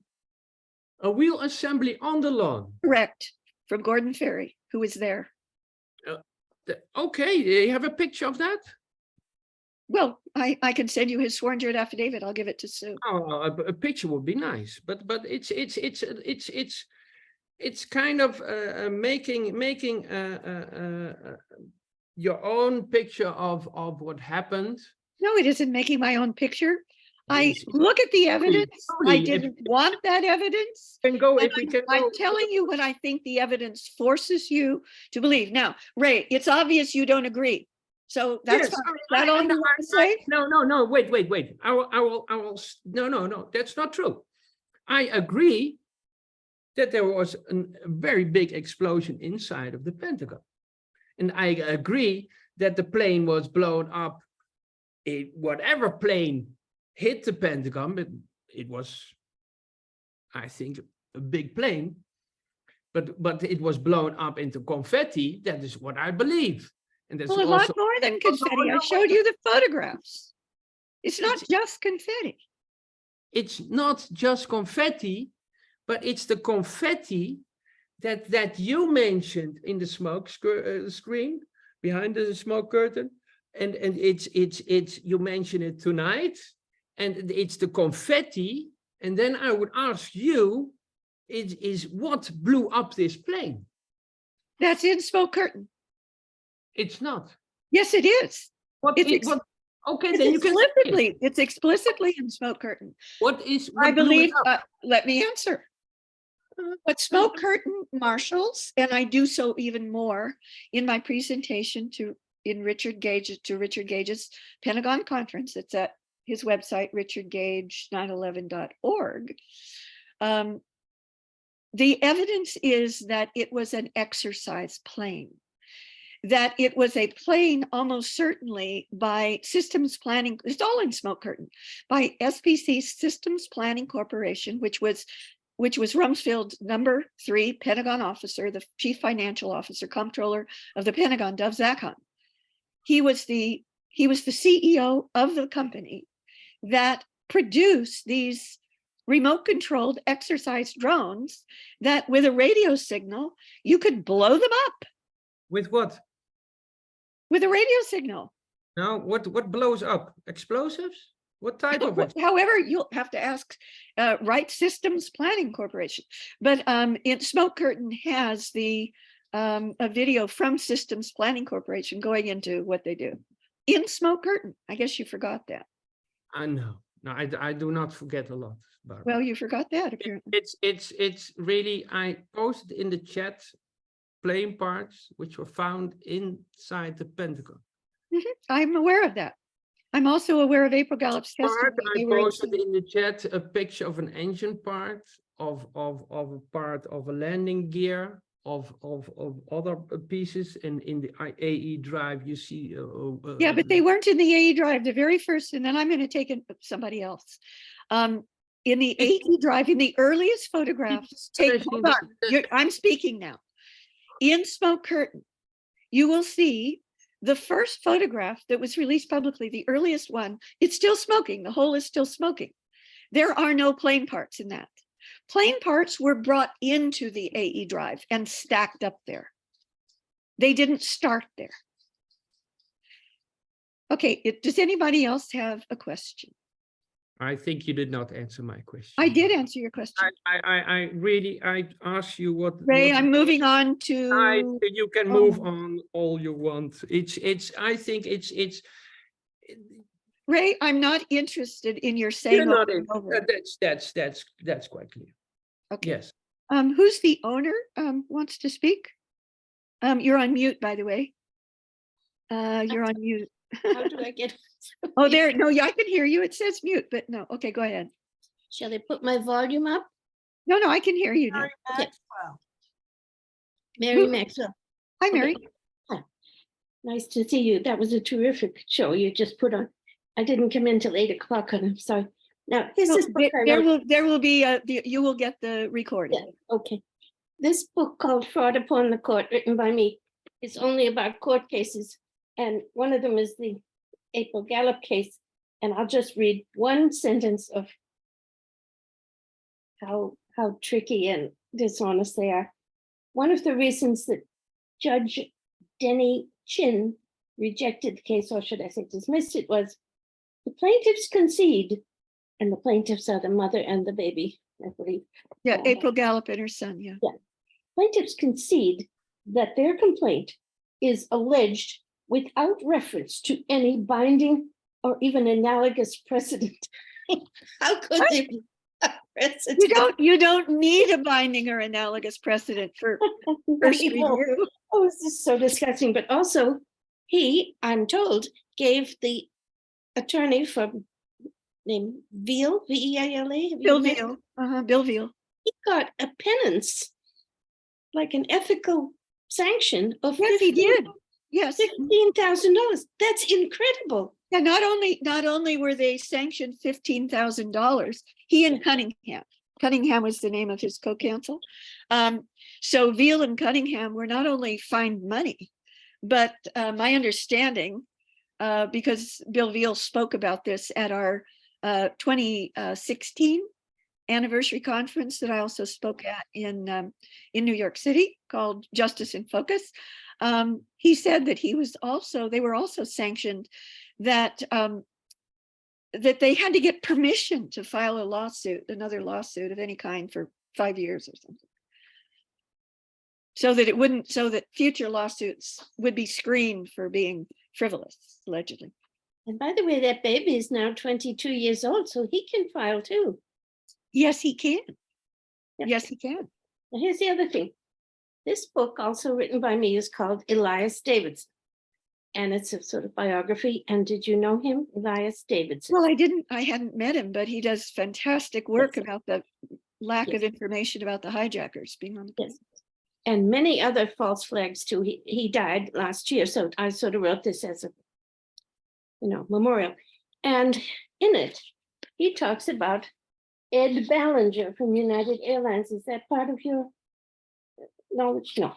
Okay, so Mr. Davidson, Herr Davidson from Germany, went into the Zacharias Moussaoui trial where the FBI presented information of the phone calls made. So here's one of them. There's one is the cell phone of Todd Beamer, continued to make calls long after flight AA93 was ditched in Shanksville. Allegedly ditched in Shanksville. And I just showed you his watch stopped at 2:14. At 2:14. Well, there you go. And the other thing is that this Ed Ballinger, who was the dispatcher of all flights that day from all United Airlines flights, from the East Coast to the West Coast. And when he heard there was some trouble earlier from the WTC or whatever, he notified all his pilots that were doing those things, and he got back receipts from the so-called remote ground station. Are you familiar with that? Okay, so as Mr. Ballinger sends out to, I think there was like 18 pilots in the air, he gets back something that shows him which remote ground station had transmitted his message. And for the one of flight 93, it was seen to be in Champaign, Illinois. That was the closest Yeah, I thing. had heard about that. Yes. And that Michael Winter, another official of United Airlines, gave FBI evidence to the FBI that he agreed with Ballinger's statement. But Mr. Ballinger was then given a psychiatric disability Of course. a month later. Yeah. Got into trouble. That's like Dan Hanley, who was forced to keep his job to go to have a psychiatric examination when he started questioning the official story when he was a pilot for, what was it, Delta Airlines?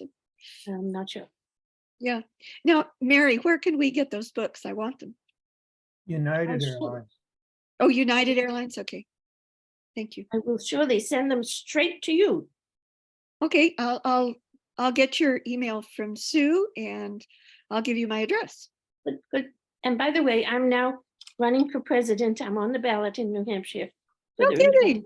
Republican primary. I wish I could vote for you. I ran on a 9/11 Truth platform twice here in Monterey, California. When? What Well, years?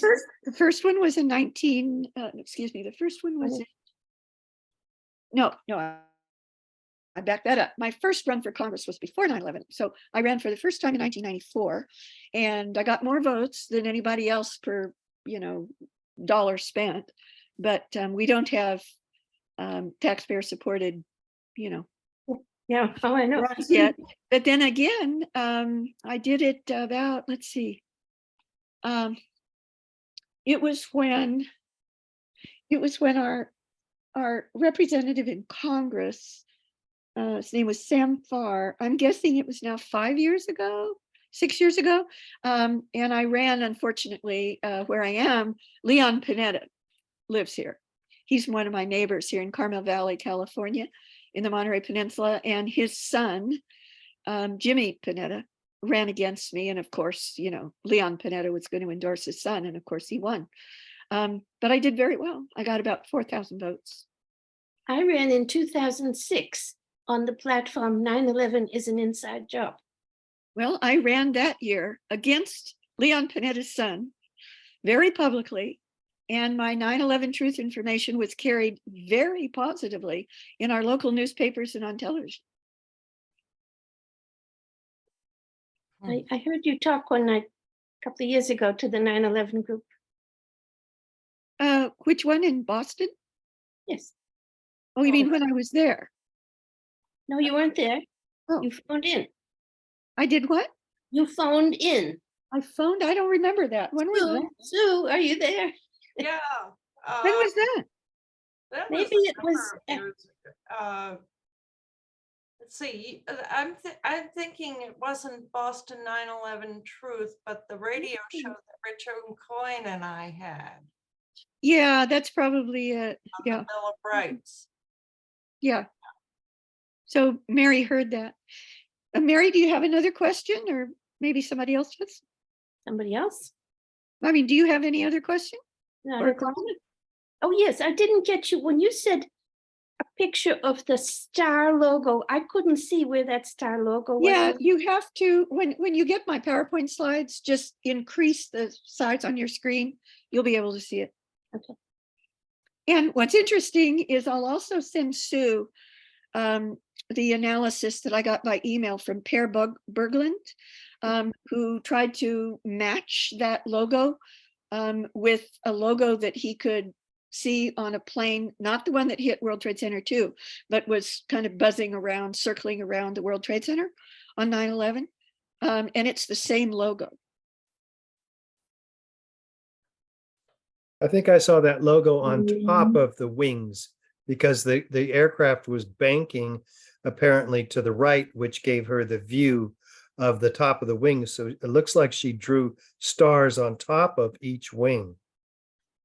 Yes, and what's interesting, I believe when I send you the email from Per Berglund, I'm pretty sure he says that that when we enhanced, got better resolution of this plane buzzing around the World Trade Center towers on 9/11, that I think he said that logo was under the wings, but I could be wrong. Oh, but you'll see. I'll send it. Yeah, and he's a really good person to interact with. I mean, he's a really good researcher. So is Daniel, please. By the way, one of David Cole, who's one of the official Story Light group, he tried to, what's the word? He tried to demonize Daniel Please. Just the opposite. It's a good researcher. Al has his hand up. Al? sorry, just a quick follow-up. Oh, Sorry, Richard. Al. Richard.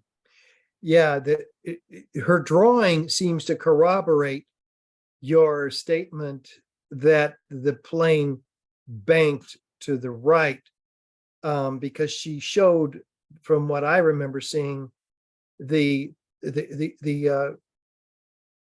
actual stars on top of each wing. And the only way she could see that is if the plane was banking to the right. Towards her, correct. Yeah, yeah, yeah. Yeah, towards her. You know, what's interesting is her testimony is the only witness testimony ever that I'm aware of. And believe me, I've looked at them all that I know of.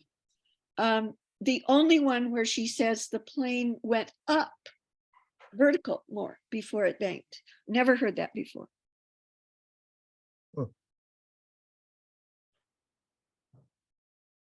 That it banked and then went down.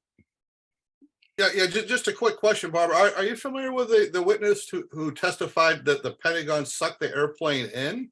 'Cause Yeah, but what does that mean? Well, I would say that that's a pretty important piece of evidence, but it was on a YouTube video, and somehow when I pull it up, I try to save it and I can't find that video anymore. But he said he saw a plane crash into the Pentagon, but the Pentagon sucked the airplane in. Are you familiar with that testimony? Well, you have to understand that when you look at where these witnesses were allegedly standing or in their cars, Yeah. unless they were in a particular orientation to the wall, they could interpret a fireball as a crash into the wall. But if a fireball does not distinguish between a plane destroyed just before it would get to the wall or a plane hitting the wall. It doesn't. Okay. And if you're on I-27 Washington Boulevard, that's basically parallel to the Pentagon wall. Anything that you see, you could interpret it. I don't know where he was. I would have to know, but you could interpret it as being, quote, sucked in because it appeared to be that way. You would have to be looking along the wall really to know. Well, I would interpret his analysis as some type of really exotic technology, and I'm a big supporter of no hologram theory, both the towers and possibly the Pentagon. Well, I'm absolutely not. No, there were no holograms. I mean, Richard Gage could talk to that, but the tower. Well, have you done any research in ufology or anything? Because it really takes a lot of research in the ufology secret space program, and like John Lear and all that, but really they got some really good technology at Area. Well, I'm completely aware of all of that, and I do radio programs on it almost every weekend, but not at the World Trade Center. The impacts at the World Trade Center towers caused them to sway back and forth. Well, no, I agree that something solid. So my theory is a missile cloaked in a hologram. Oh, so, you didn't. Yeah. It was a myth, and this is Richard Hall from the UK, who spent 3 months doing some very, very good analysis on that. Well, Richard Gage would have to speak to that. He's the expert on the World Trade Center, but Was that an invitation? I'm not an expert, by the way, but just for the record, I'm an aerospace engineer. I've taken courses in aerodynamics. I know plane drag. I know all about that. So. But look at the mass of a missile versus the mass of a 757. You're causing the towers to sway 11 feet at the top. Yeah. And I don't see a missile doing that. Me either. I also don't see the tail getting into the building. I don't see the tip of the wing slicing through the building like a hot knife. You can't take a balsa wood airplane, throw it in an oak tree, and expect the wing of the balsa wood airplane to penetrate the oak tree. So wait a second. In a tornado, you can have a piece of straw penetrating into a tree, and a 2x4. A piece of 2x4 penetrating into the side of a 6-inch tall concrete curb. These things are not intuitive at 500 miles an hour. But that's possible with field effects, and that gets into another subject. I mean, where the matter itself loses its molecular bonds, but that's kind of another subject matter too. But there's all kinds of weird stuff. Well, I think the Philadelphia experiment showed some of that phenomena, right? Oh yeah, I agree. Well, that's a good. Yep. I'm not like, saying the technology doesn't exist. I'm just making the case, and I have a lot more arguments for actual planes hitting the towers and lots of plane parts being picked up by star Yes, witnesses. and by the way, and that's I- that's the First option. 580 responders. Well, 580 miles an hour, and you're saying 580 miles an hour for a Boeing? You guys agree that a Boeing could go 580 miles an hour at sea level? Well, I think it was a military plane and I think they could. Okay, I so think I need to interrupt. yeah, It's approaching 10 o'clock. We had other people raising their hands and they gave Yeah. up and dropped off.